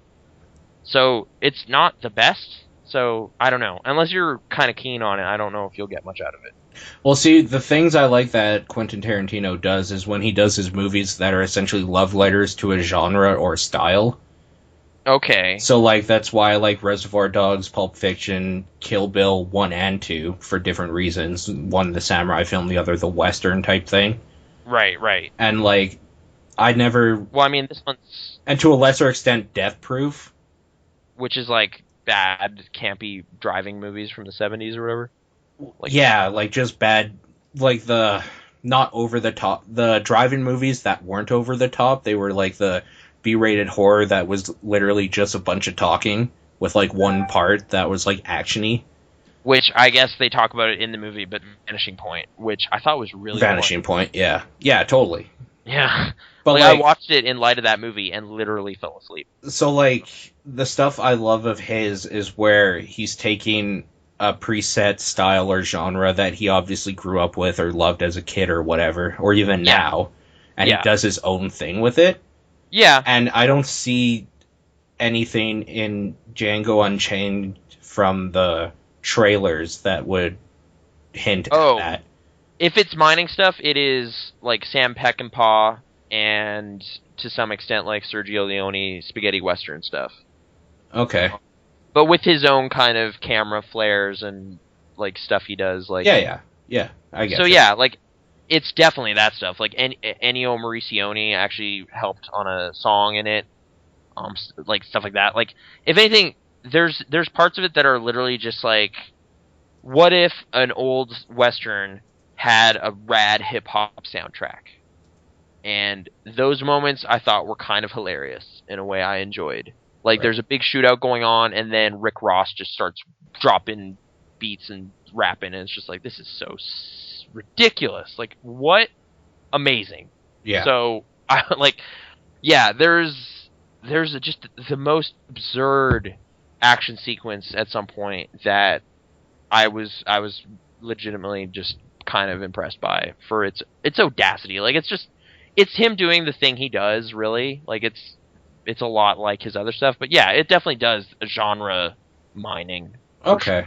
And it does it like tastefully with an obvious affection for what it's mining from? Oh, I think so. Like there's some shots that just seem to be like, this exists because westerns. Okay. You know? Like horses, sunrises, going to the saloon, all this stuff. Like it's just like, see, now I can get behind it, because just from the trailers and stuff, it almost seemed like he was trying to do like a period piece or something with his own weird flair on it, and I was not into that idea at all. Okay. Like, yeah, I don't think so. Like, it's like they're bounty hunters, they're doing that kind of stuff. Like there's definitely some dialogue heavy sequences, but like again, like if you like Christoph Waltz, Like he literally preens his mustache in that way. If you had to choose this year's top 20 movies, would this be on it? I added it onto the doc today. Top 10 then? That is still up for debate. I have to Okay, so it's somewhere in there. I think I'm going to skip it because I have so many other movies I know will be good. Right, and this is a time commitment. And everything. Yeah. Yeah. So just based on that fact, I'll probably skip it. But okay. Like, I don't think it's like profound or especially thoughtful about stuff in any real way that'll stick with me. It's really the performances and kind of the style. Like it's the things I liked about Tarantino again. So yeah, really. Like I don't ever walk away from one of his movies with kind of deep introspection or anything. It's more just like that was fun. That was some fun. That was a Tarantino movie. Yeah, it's kind of popped, you know. Yeah, it was like that. It was another one of those. Fair enough. So yeah, I'm still generally in a positive space about it. Okay. Sorry if monologuing about movies, but that one's pretty fresh, so I haven't really talked much about it. That sounds good. What are we doing for our game movie blah blah blah of the year? I don't know. Are we doing music of the year? Because I've only listened to 3 albums that came out this year. Man, I have so fallen off that. Like, it's been anytime I have headphones on my head, I am now listening to podcasts. Oh, totally. I don't listen to music anymore until I'm at home. Right. Like, if I'm listening to music, it's more just like, oh, I've kind of listened to all this week's podcasts. All right, let's throw on this thing I like. You know, it's not like, let's discover some new stuff, listen to lyrics. It's like, no, I just don't care. I don't know what happened. I fell off pretty steep from a year or two ago. I was definitely going through a lot of bands. So yeah, I don't think that would be valuable. Sean kind of wants to talk about movies some, if you're up for that. Okay. He's apparently been preparing a list or whatever. Oh really? Okay. Yeah. And yeah, game stuff. Like, I'm definitely gonna be talking about that at Top Down Perspective as well. But our conversations seem to be a little different. You keep saying that, and I still don't understand what that means. There's it's like a different... We talk about the same games, though. Right, but there's a different tone or something, you know? It's like a different... Is it good or bad? It's good, I like it. Okay. It's why I do both. I wouldn't... Okay, it doesn't matter then why it's different. As long as it's good, I don't give a shit. Like, hey, if it helps your ego a little bit, I applied for E3 this past week under Pixel Response. Oh, that's probably not smart. We're moving up the world, Paul. Whoa. I don't know. I figured I'll take a try. No. Like, the only thing I was talking about was if they're different, I wanted to know if it was a good or bad difference, because if it was a bad difference, then I was going to be like, okay, we need to change how we talk then, I guess. Oh, no. It's just, touching on different points and stuff. And I mean, some of my cart life stuff is similar, but you got the better version because I've thought through it more. So, but that. Yeah. There you go. Boom. But, you know, really, if you want, listen to both. I'm still debating if I should write up my top 10 with a little blurb. Oh, for each game? Yeah. I kind of, by default, did that just in the way Giant Bomb ranks stuff, but they're kind of really half-baked thoughts at that point. It's just like, oh, right, I have to basically submit my votes, so here's the things. Like, I kind of did that for 2010, and I skipped last year. Yeah. But, like, is Super Hexagon something I should be playing this year? It is on my list. Like, I found it very compelling in that kind of just super minimal, like, arcade, old school way, but, like, just in a way that didn't exist then. So I really like it in, like, a pure 80s gaming kind of way. It's fantastic, but yeah, it's definitely one of those things where, like, if you look at any list of video games right now, it's like the widest range of different stuff ever. Like, it's just ridiculous. Like, yeah. Like, whereas movies, it's like they're all kind of, you know, there's documentaries, they're kind of weird, but they're all kind of the same. Mm-hmm. They tell stories in similar ways for the most part. But the way games break down is just not you could look at two things. Just like I played Passage, Yeah. Like if you compare that to like XCOM or Borderlands 2 or something, it's just like, what? This isn't the same at all. In no way is this the same. But if I was to rank a list, it's like, no, those have to go on there. It's like, what? So yeah, Super Hexagon and Zombie U could not be more different. But they're still Well, I'm there. just saying because I have a things to play still list as well as movies. Well, Super Hexagon, like, you'll kind of get a sense of what it's like in, like, 5 minutes. Right. So, if you, like, it's so neat how little by little it'll steal your time. Like, 30-second chunks at a time. It'll just whittle away. Like, Retro City Rampage is on here, but I think I'm deleting that right now. I wasn't too impressed by footage I saw, but... Yeah, because, like, looking at screenshots and stuff, it looks fine, but meh. Way it plays just seems like, hey, aren't old games the best? And you're just like, not really. They really had a lot of problems. You're just like, oh, well, okay. It's the nostalgia that we keep going to them for, really. Giant nostalgia button like, over and over. Little Inferno's on here. That's. I mean, yeah. That is one I do want to play, so. It's weird that we mentioned Seth MacFarlane. It's just, from what I saw of Retro City Rampage, it seemed very much like that. Like, it's just like, hey, remember this? Remember this pop culture thing? You think remember? That's bad? Remember the time I stole a car in Grand Theft Auto Liberty City? Cutaway joke. Yeah. Yeah. Well, not quite like that, but I just mean, like, the reference is the punchline. Like, there isn't a joke. It's just like, hey, Flash Gordon. And you're just like, what? What about it? That's old, right? Weird. I guess. I don't know. Like, it doesn't do anything with his character. It's just, hey, this is a thing. It's amazing. Also, I feel I have to tell you, I'm going to pull the trigger and buy Far Cry 3. Okay. So, if you want time in on that, let me know. So we can... I should probably touch it, look at it, and whatever. We are talking about the game, right? Yes. Okay. I saw it was on sale, and I was just like, no, you guys don't get that. Leave me alone. Are you... I'm sorry to keep bringing up and opening old wounds, but, like, are you still bitter? About Far Cry? Yeah, 3. In kind of just really...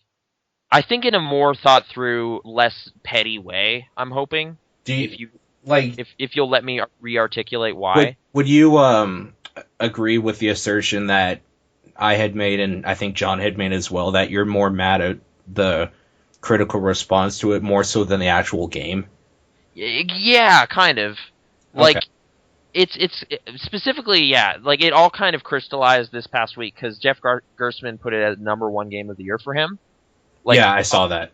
Top of his list, which, like, all that did for me was just put this weird kind of, to kind of bring it back to Extra Lives, too. Like, he highlights a key issue I think is important that is just part of game criticism right now that I'm really tired of, where it's like, the priority in all of it is just, does it look good, play good, and sound good? Great game. That's the formula. There's nothing wrong with those things, though. There's nothing inherently wrong with those things, but I found it so strange that, like, listening to him talk through the game after having played it, and all he was saying was, they really screwed up this one character I really liked, the story isn't very good, ugh. And then to see it at #1, I was just so confused. Like, it was just like... So clearly, story and character and, like, coherence and thought aren't important pillars of game criticism as it is right now. The most important things are, is it fun? Does it look good? Awesome. That's still kind of what seems to be the core tenets of some game journalist stuff, and it's just like, I don't get that. Why? And there's, like, stability and stuff, too. Like, it's just like, well, this indie game breaks, so it's not good. And you're just like, but it's trying so much more different things. Like, why isn't that a criteria? I don't understand. Right. Like, it was another kind of reminder that, like, I am in this weird camp right now where, like the stuff I find most interesting. Like I've been there for years though, because like Deadly Premonition is one of those things where it's like this is by those criteria one of the worst games ever, but by my criteria it's fantastic. So clearly there's I don't think many people disagreed that it was great though. Well, like what do you really? Because like from the things I read about it, a lot of people give it praises. Right, but they'll be kind of qualified praises, right? For the most part. Like it's like GameSpot's review is like 7.5, and it's kind of like if you like this highly specific thing and can overlook these things, you should play it. Yeah, I don't think that you should even have to qualify it. You shouldn't have to say if you can overlook this. It's like, no, this is a video game. You take it for this to get this. Right, or if you're gonna just kind of just strip away any attempt at being objective, because don't do that. Just say, did you like it? Did you have a good time? And that's really why I appreciated Jim Sterling's review of it, because it's just like, this is so stupid and dumb and kind of bad, but I thought it was hilarious. 10 out of 10. Mm-hmm. That is like still a feather in his cap for me, for like just being willing to do that, because that's all we can really do. And that's kind of why I liked some of Tom Bissell's book or whatever, because it's just like, you know, this game meant this to me, even though it's stupid. Like, that's, you know, that doesn't make it not true, right? Yeah. I just want to say the way you said, I still like some of Tom Bissell's book. Like, I want you to realize I like the book. Oh, no. Like, it just sounded like you were qualifying it to me. Right. And I just want you to, like, I want to make sure that you know that I did like it. I guess I still haven't really expressed my issue with the final bit of it. Like, okay, my problem with the Grand Theft Auto 4 chapter is, like, it was more just kind of like a thing where I was like, oh man, I'm a little apprehensive of, like, this being one of our most thoughtful criticism voices I've found. He has this drug addiction that he talks about, and I was just like, addictive personality, video game obsessed, like, that sounds like if you read that without the context of knowing, like, video games and what they're about and whatever, like, that last chapter, yeah, I just, could like, see that crazy psycho going on this, like, weird binge pattern, and it's like, dude, games are clearly terrible. Like, look at what it did to your life, and you're just like, all right, you know, like, you're on your own on this one, bro. Like, that was kind of where I was like, ooh. Did you, like, another criticism I had about that book is he seemed overly melodramatic a lot of the time. Maybe.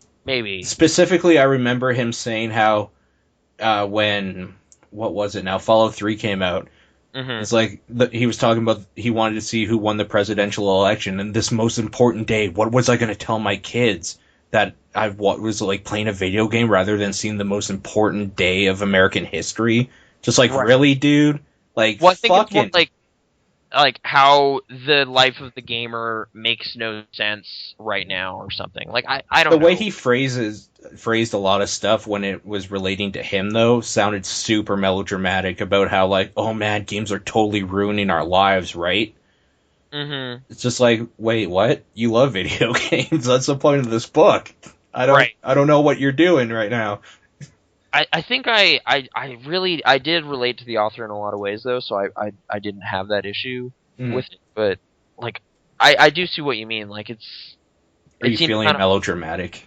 Or, like, that he's a little bit ashamed of it still or something? Or what do you mean? Like, no, I said, are you feeling melodramatic? Oh, I feel... It's not melodramatic, but it's, like, super dramatic about the importance of video games. Like, okay. No, you don't understand. All art ever has been building to this moment. And see, and, like, I don't know how to respond to this without sounding totally, like, up my own ass and pretentious. But, like, I totally was at that place as well a couple years ago, maybe even, like, last year. Okay. I'm at the point where, like, I can agree with Jeff now on a lot of stuff where I just want to be able to sit down. Like, I like it when there's context, when there's certain things that a video game does to satire or make a comment that's important. But at the same time, I kind of like just going online with a couple of friends and killing a bunch of shit running at me really fast. Right. Like, I don't see an issue anymore with having a video game that's made just for the sole purpose of entertaining me for half an hour, maybe 3 hours, and then putting it down and never thinking about it again, because whatever. Right. I don't mind thinking of video games like a toy. I think I can still, like, there's times where I can definitely do that still. Yeah, but... and I mean, we've had discussions where you're just talking about, like, this crazy explosion that happens or something, and... Or, like us messing around with Assault Heroes or something, like, yep. It's fun. That's just fun. But there's stuff where... But actually, at the same time, like, I was kind of weirded out by parts of that game's politics. Wait, which game? Was it... No, it's not Assault Heroes. It's Renegade Ops. Yeah, okay. Yeah, we're just like, wow, this is so ridiculous. Like, go on this bizarre blowing up South America adventure because, I don't know, terrorists. And it's like, are you supposed to be saving those guys? I don't know, kill them. Yeah, like, is this satire or is this just dumb? I don't know. Like, kind of the same way I enjoyed Just Cause 2. Like, Just Cause 2 has been coming up in the conversation a lot lately because, I think this is just this weird thing that happens with video games, and this is, like, the subjectivity and relativity of all of it, is it's like, the people who are going crazy over Far Cry 3 right now, I bet they didn't play Just Cause 2 for 50 hours 2 years ago. Because I did my island surfing stupid open world crap 2 years ago.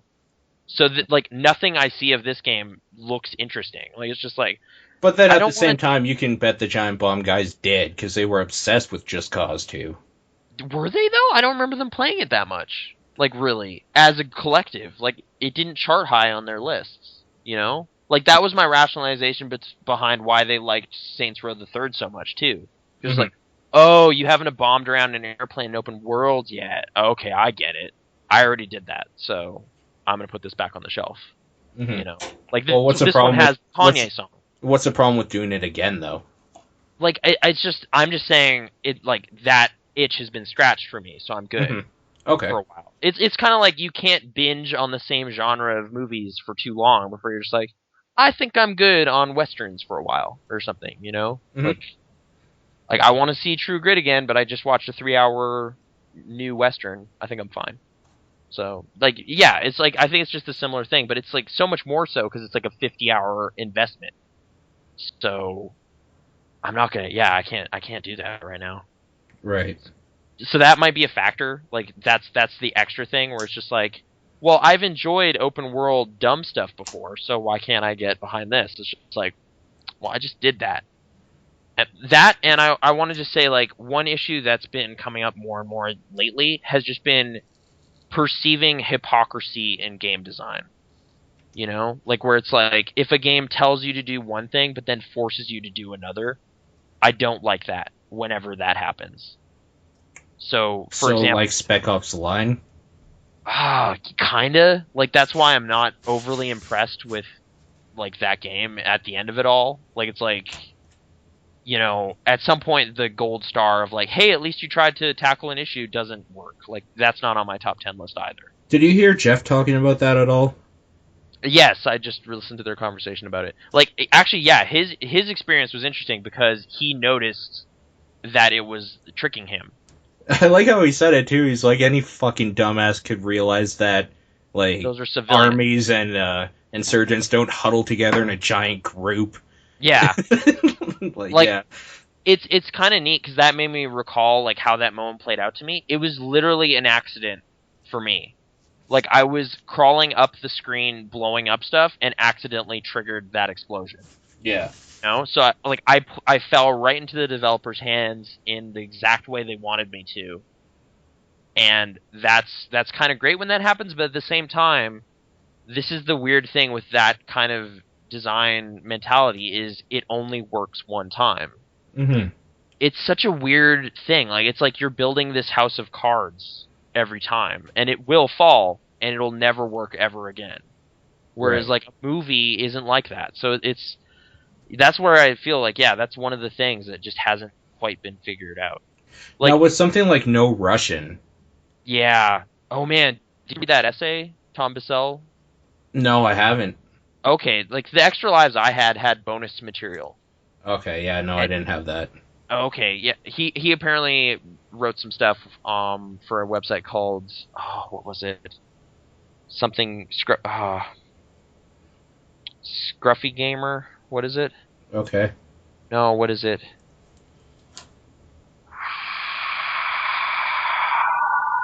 Paul, what's it called? Jesus, that was terrifying. What's that website called? I don't know, but you sounded like a ring wraith. Oh yeah, sorry about that. I honestly don't have any idea. Okay, just a second. All right. I guess I'll take this time to tell you I bought 2 games. Yeah. I bought Kill Switch because I never played it back in the day, so I want to see if this cover mechanic is any good.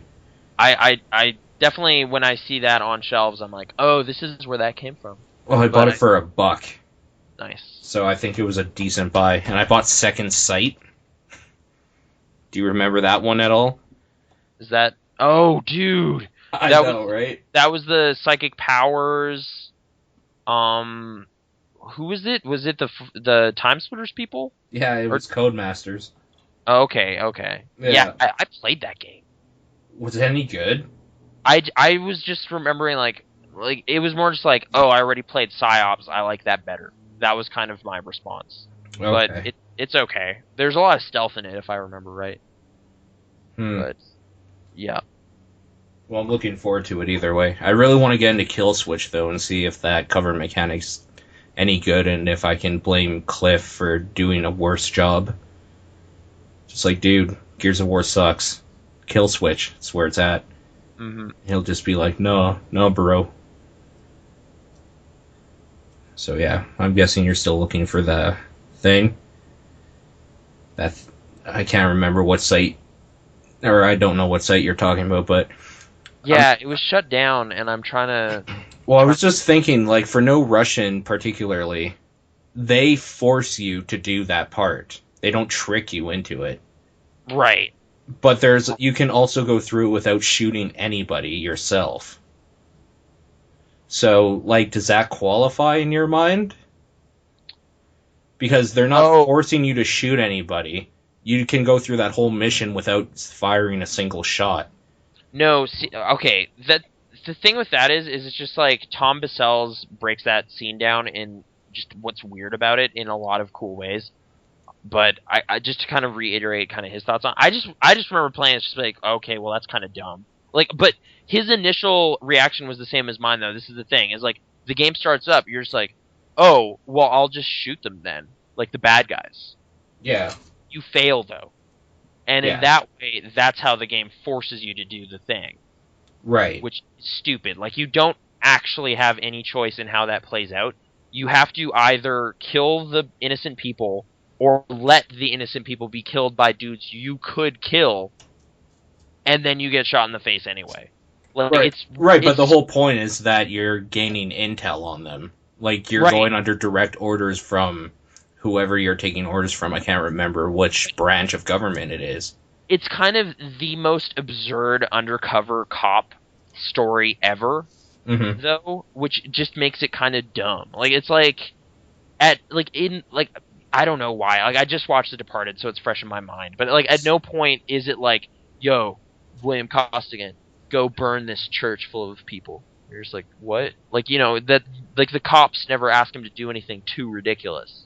Right? He shoots one guy in the leg and, like, threatens some people, beats up some guys, you know, to stay, you know, on the level or whatever, and appear to be a criminal, but it's never that insane what they ask him to do. But in that game, it's just, like, the absolute deepest end of the pool, like, most insane thing ever, and then it doesn't really matter anyway.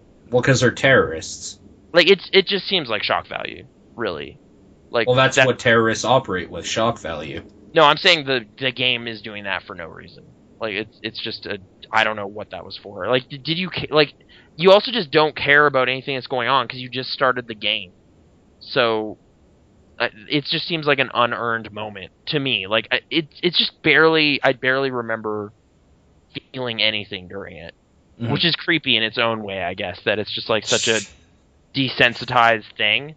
Mm-hmm. But, like, yeah, that's kind of the way I feel violence can be done all the way wrong, is when it's just kind of so naturalized and it's just like, it's just part of the level. Doesn't matter.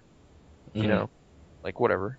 Like whereas like, you know, if you do something like specifically, it's a moment I've brought up before, but there was a moment in Metal Gear Solid 2 that was one of the first times I really thought about killing anything.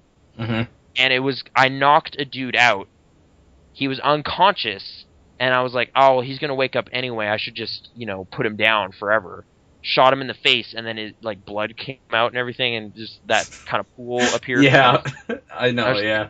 I just shot an unconscious dude in the face. What the fuck? Like, it just weirded me out. Yeah, you know? You did that yourself, though. The game didn't instruct you to. Right, and that's what made it count. That's what made the moment my own. It wasn't like a, you know, like at some point if it's just the thing you have to do to proceed, it doesn't have any impact. Like it's just like you have to press square 4 times and then at the end of that Eris is dead means nothing. Mm-hmm. Doesn't mean anything. You know?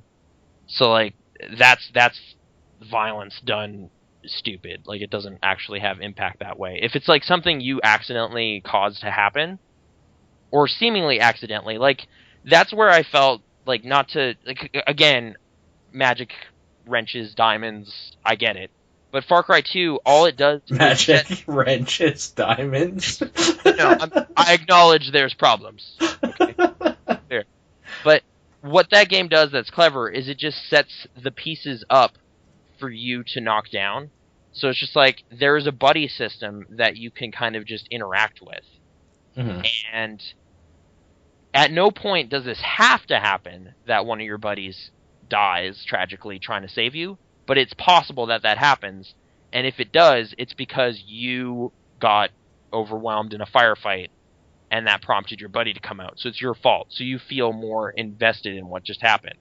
You know? Like it's like in my case, it was my buddy Corbani came to save me. He got shot, died. I picked up his pistol and was like, I will avenge you. And it was this little moment I had. But it was my own little dynamic story. It wasn't kind of a scripted thing where it's like, at this point, you know, your brother dies at the beginning of the game and you feel like you should avenge him, right? I don't know. No, I don't know who that is. Like, I just met this character. I don't care. That's what Far Cry 3 does. Like, the opening chapter of that game just made no sense watching it. But, whatever. But yes, if you're going to pick it up, I should watch it. You might want to, like, you know, gag me or something so I can't criticize it. Gag you? Yeah, just verbalize. Just, you know, keep me quiet. Well, I was figuring I would probably beat it before, like, you saw it. Oh, okay. Okay. Because I have a few days off coming up. Mm-hmm. Where I'm looking forward to just finishing a bunch of games. Like, yeah, like, it seems even the reviews that like it, like, it's like, the best possible scenario is this game is as good as Assassin's Creed Brotherhood. That means nothing to me. I didn't like that game. Yeah, I don't understand what that means, because Assassin's Creed. Yeah, so I don't really get what's going on where, like, that is considered a high watermark, and this is a fantastic thing. Like, it's just like, what? It's first-person kind of mediocre game? What are you talking? Why is everyone? Oh. And I gotta get XCOM. I am more and more curious about XCOM. I just haven't watched much about it, but it's showing up on a lot of things, and it seems to be largely systems driven. Mm-hmm. So I'm curious about that. And sci-fi. Are you considering Frog Fractions as your game of the year at all? It's in my top. It's in my top 10. Yeah. Okay. I think it's top 5 actually. Because, like, Lollipop Chainsaw's in my top 10, and I don't know where it fits in. Oh, okay. Because I had a lot of fun with that game, but, like, I don't know. And they're talking a lot on Giant Bomb about Dust and Elysian Tale. I've been meaning to see that, yeah. That game's really good, but it's not in my top at all. Has the crazy dramatic story kicked in? No, like, I don't know, I can't get to the point that they're talking about where I give a shit about anything in it, other than just, like, it's fun to play, but not compelling enough to make me care about it. So Okay. automatically it's already failed as a game, in my opinion. How far have you gotten though? Couple hours. Okay, maybe yeah. So I don't know. Yeah, man, games are such a weird thing that way. Like, I can't remember who said it, but they were saying it's weird because they give life to something that you give life to. mm-hmm. It's just weird. Like, it's a weird thought to have that whoever creates a game creates it so you can create your own game with it. Right. It's such a different. It's not like an animated film. Some of the same skills can be put into it, but ultimately you're pressing jump like 27 times for no reason, just because it's funny or something. Like, you can break the experience at any point. Mm-hmm. Yeah. And, like, Binary Domain is on my list. That's fair. People say good things. I was kind of looking for it during Boxing Day, but it wasn't there. And Yeah. I don't know, like, where that fits in either, really. Mm. Hotline Miami's going to be pretty high, I realized, Mm-hmm. for me. So It's up there on mine too, but like I'm still trying to kind of think through the narrative side of it and stuff. Like, to me, that's almost like a weird. Like, that's definitely been part of this like ongoing question about violence and stuff discussion this year, is because it's like, well, it's not that I am opposed to this first person shooter because it has violence in it, because I like this game that has more violence in it. yeah. I think there's something else. Like, I think it's that level of honesty thing again, like that hypocrisy thing. Mhm. Like, Hotline Miami never apologizes for telling you to murder people. You know, like it is literally a murder simulator, and it never pretends it isn't. Mhm. Whereas something like, I don't know, like I'm a little wary about Hitman because they try to kind of make it a story that's like, well, no, you have to do that. It's just like, no. Or like Grand Theft Auto, where it's like, oh, Nico wants to get out, and it's just like, well, but also there's this achievement for blowing up cars, so that doesn't make sense. That dissonance thing everyone keeps kind of bringing up. Mhm. So yeah, Hotline Miami is one of the few games I've seen that like avoids that entire thing. By just saying, like, no, this is what it's about. Yeah, this If is you a don't murder like it, box. you don't play. Yeah, if you don't want to murder stuff, don't. Yeah, just don't. That's what this is. Yeah. No need to kind of dance around it. But yeah. Yeah. I'm sorry, I'm just looking at my list. Okay, and I'm just realizing Prometheus went up in price again. No. What was that at before? It was $20 yesterday, and now it's $25 For Blu-ray? for the collector's edition Blu-ray. Dude, you fucked up. I know. I thought it would be Boxing Week. I don't know. Whatever. Yeah. Your life is ruined. Yeah. But I'm also just kind of like, well, Ridley's going to release a director's cut anyway, so That's true. let's wait for that, maybe. And like we were saying, physical media. So unless there's a Michael Fassbender commentary or something, maybe I don't need it. True. Yeah. The Gray. Is that on your top 10 for movies at all? I think it's on my, like, this needs to be yeah, it's on my, like, rough list, first draft. Yeah, It's yeah. on. Yeah. Hmm. I haven't seen it in, like, 10 months, though, so I kind of want to see if it still holds up. Same with 21 Jump Street. Like, I liked it, but I don't know if it's, like, a one-time, goofy afternoon thing, or if it's actually really good. Because, like, I have 5 movies right now that will be on the list somewhere. Probably the top 5. And now it's just kind of a matter of finding the little parts to make up the last 5 if we're doing top 10. Mm-hmm. And, I mean, Dread, maybe? Because I've really enjoyed my time with that movie. Yeah, that's on my initial one, too. But, like, I watched a lot of kind of shitty movies this year. Like, Silent Hill. Battleship, Snow White and the Huntsman. Battleship. Battleship. That's such a bad movie. Yeah. Tim and Eric's $1 billion movie. Was that good? No, Oh, not okay. really. Was it what you'd want from that, though? It's, if you're a huge Tim and Eric fan, it's pretty much that. Mm-hmm. Like, it's not as outlandish as they probably could have gone, but they have to have some semblance of a story, which hinders their sort of thing, I guess. But like right now, I have Cabin in the Woods, Avengers, Dark Knight Rises, Prometheus, and Indie Game the Movie are on there for sure. Mm-hmm. And that's probably the top 5 in some way. So Indie Game the Movie is on mine now. yeah. Yo, dude, did you see Lincoln? I'm not going to see Lincoln. It was good, dude. It was I so just good. don't care. Oh man, it was such a just dialogue and old. Just period don't piece. care. I have a strange feeling Looper and The Hobbit will probably be on that top 10 though.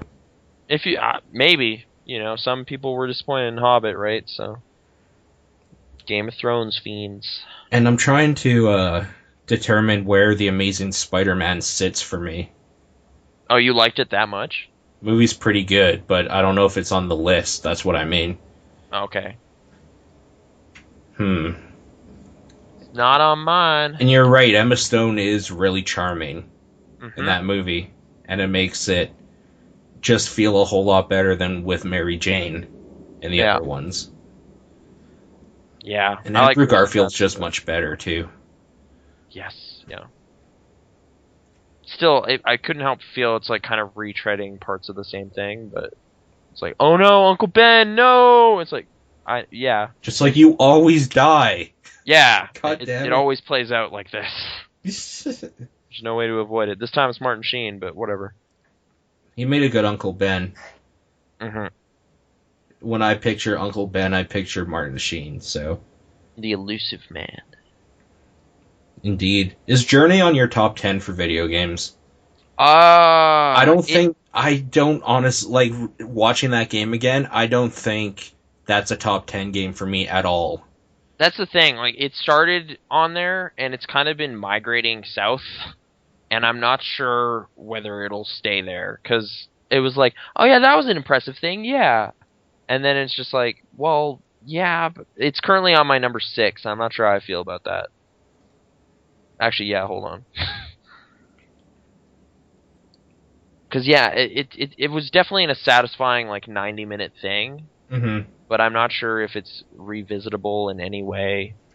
Like, the same thing with Flower a couple years ago. Like, I played it once, and that was it. Yeah. So it's just like, well, that was fine, but, I can't decide if I should feel bad that Walking Dead isn't on the list. Well, like, did you get more out of it? Like, I've been kind of bummed out by things, but I feel like I've been really angry. No, but see, the thing is, I would look forward to it every month. Yeah. And I look forward to my time with it. Mm-hmm. And I like it. But I don't consider it a game. Yeah, okay. So I don't... Put it on your movies list. Because the thing is, I don't feel I can put it in good conscience next to, like, Lollipop Chainsaw, which is, by all rights, just a game. Right. Yeah, I don't know. That's kind of a strange... Like, again, that weird range of things that can happen within the term video game. Yeah. Like, because then at the same time, when you're talking about video games, you have Frog Fractions here and Mass Effect 3. Right. And I mean, they're similar kind of, like, large-scale adventures, but, going through space and everything. And yeah, I'm kind of being facetious, but at the same time, it's kind of ridiculous how much Frog Fractions does. Sorry, I'm just trying to think through some stuff I was just mulling over a bit about this whole video game movie thing. Yeah, the weird thing with Frog Fractions is that it really, like they were talking about on, I think it was Giant Bomb or another podcast, it really tunes into the part of your brain when you were like a kid and stuff, and they had the shitty Apple IIs in your like computer lab. Yeah. And you would play that type of shitty game. Like, every game in that game is like a weird new version, like a psychedelic version of like the shitty games you would have to play for computer class or whatever. Right. But like with bug porn and like and Bug Mars. Bug Mars. dancing to become president. Yeah. So great. It's pretty good. So, and it just made me wonder, though, for kids that are a little bit younger now and and grew up in like the late 90s, early 2000s, would they get anything out of it or just think it's kind of a weird trip? I think it would be like I think it would still hold as like a funny thing.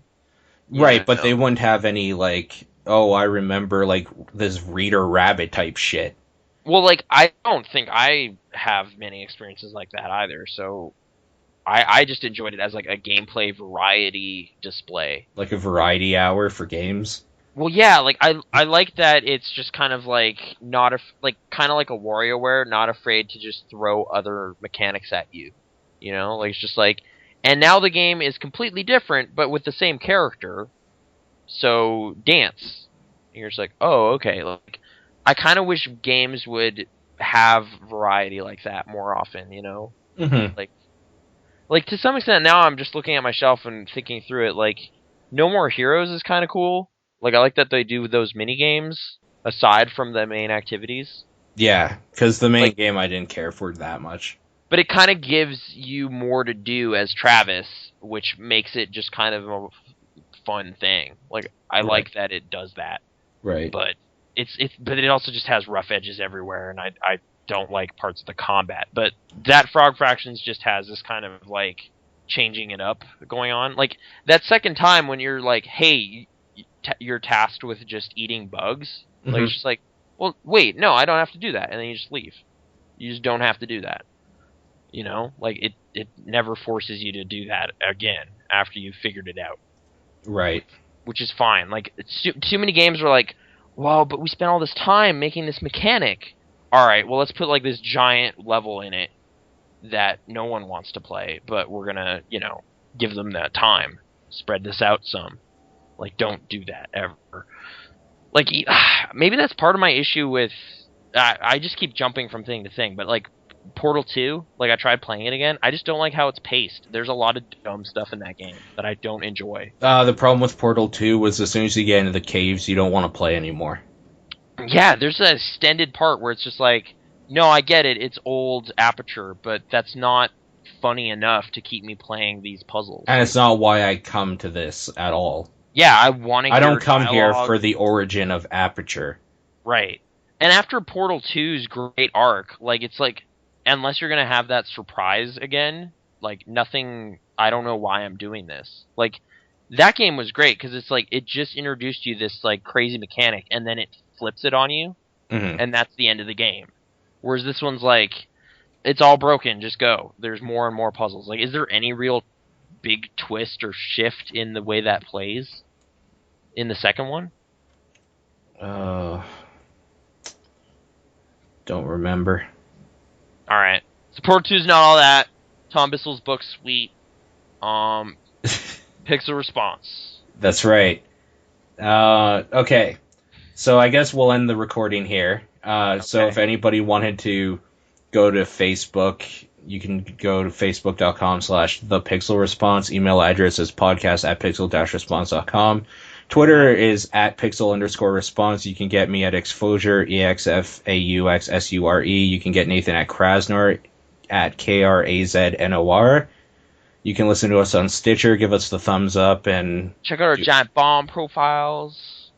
I mean, I guess check out his Giant Bomb profile. I don't do anything with mine, so it'd be a waste of your time. I've been getting in combat wars, and by that comment wars. It's just been crazy. Wars on the internet. Yeah, like it caps how many comments you can post. I just found out that because I had to reply to 7 things. So it's like, no, you can't do that. You can't say that many things to that many people. It's like, oh wow. So yeah, to be mostly civil conversations, I will say. I'm pretty impressed with how it's gone. But yeah, mostly sorting stuff out. Also, we're on iTunes, so give us a review. Oh, good. We're back. Yeah, I said that last time too, but it was a little weird because John was here and we were all talking over each other. Oh yeah, no, that was a different thing, so I missed that. That was a whole different thing, but we are on iTunes. Look us up, give us a review, do that whole thing, and yeah.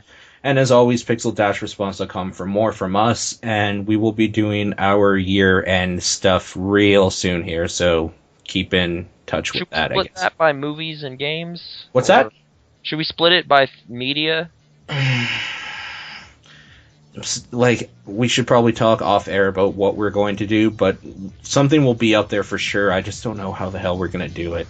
Okay. We probably should. Yeah, we probably should. But, yeah, check the website. Stuff will be there, and we will talk to you guys next time.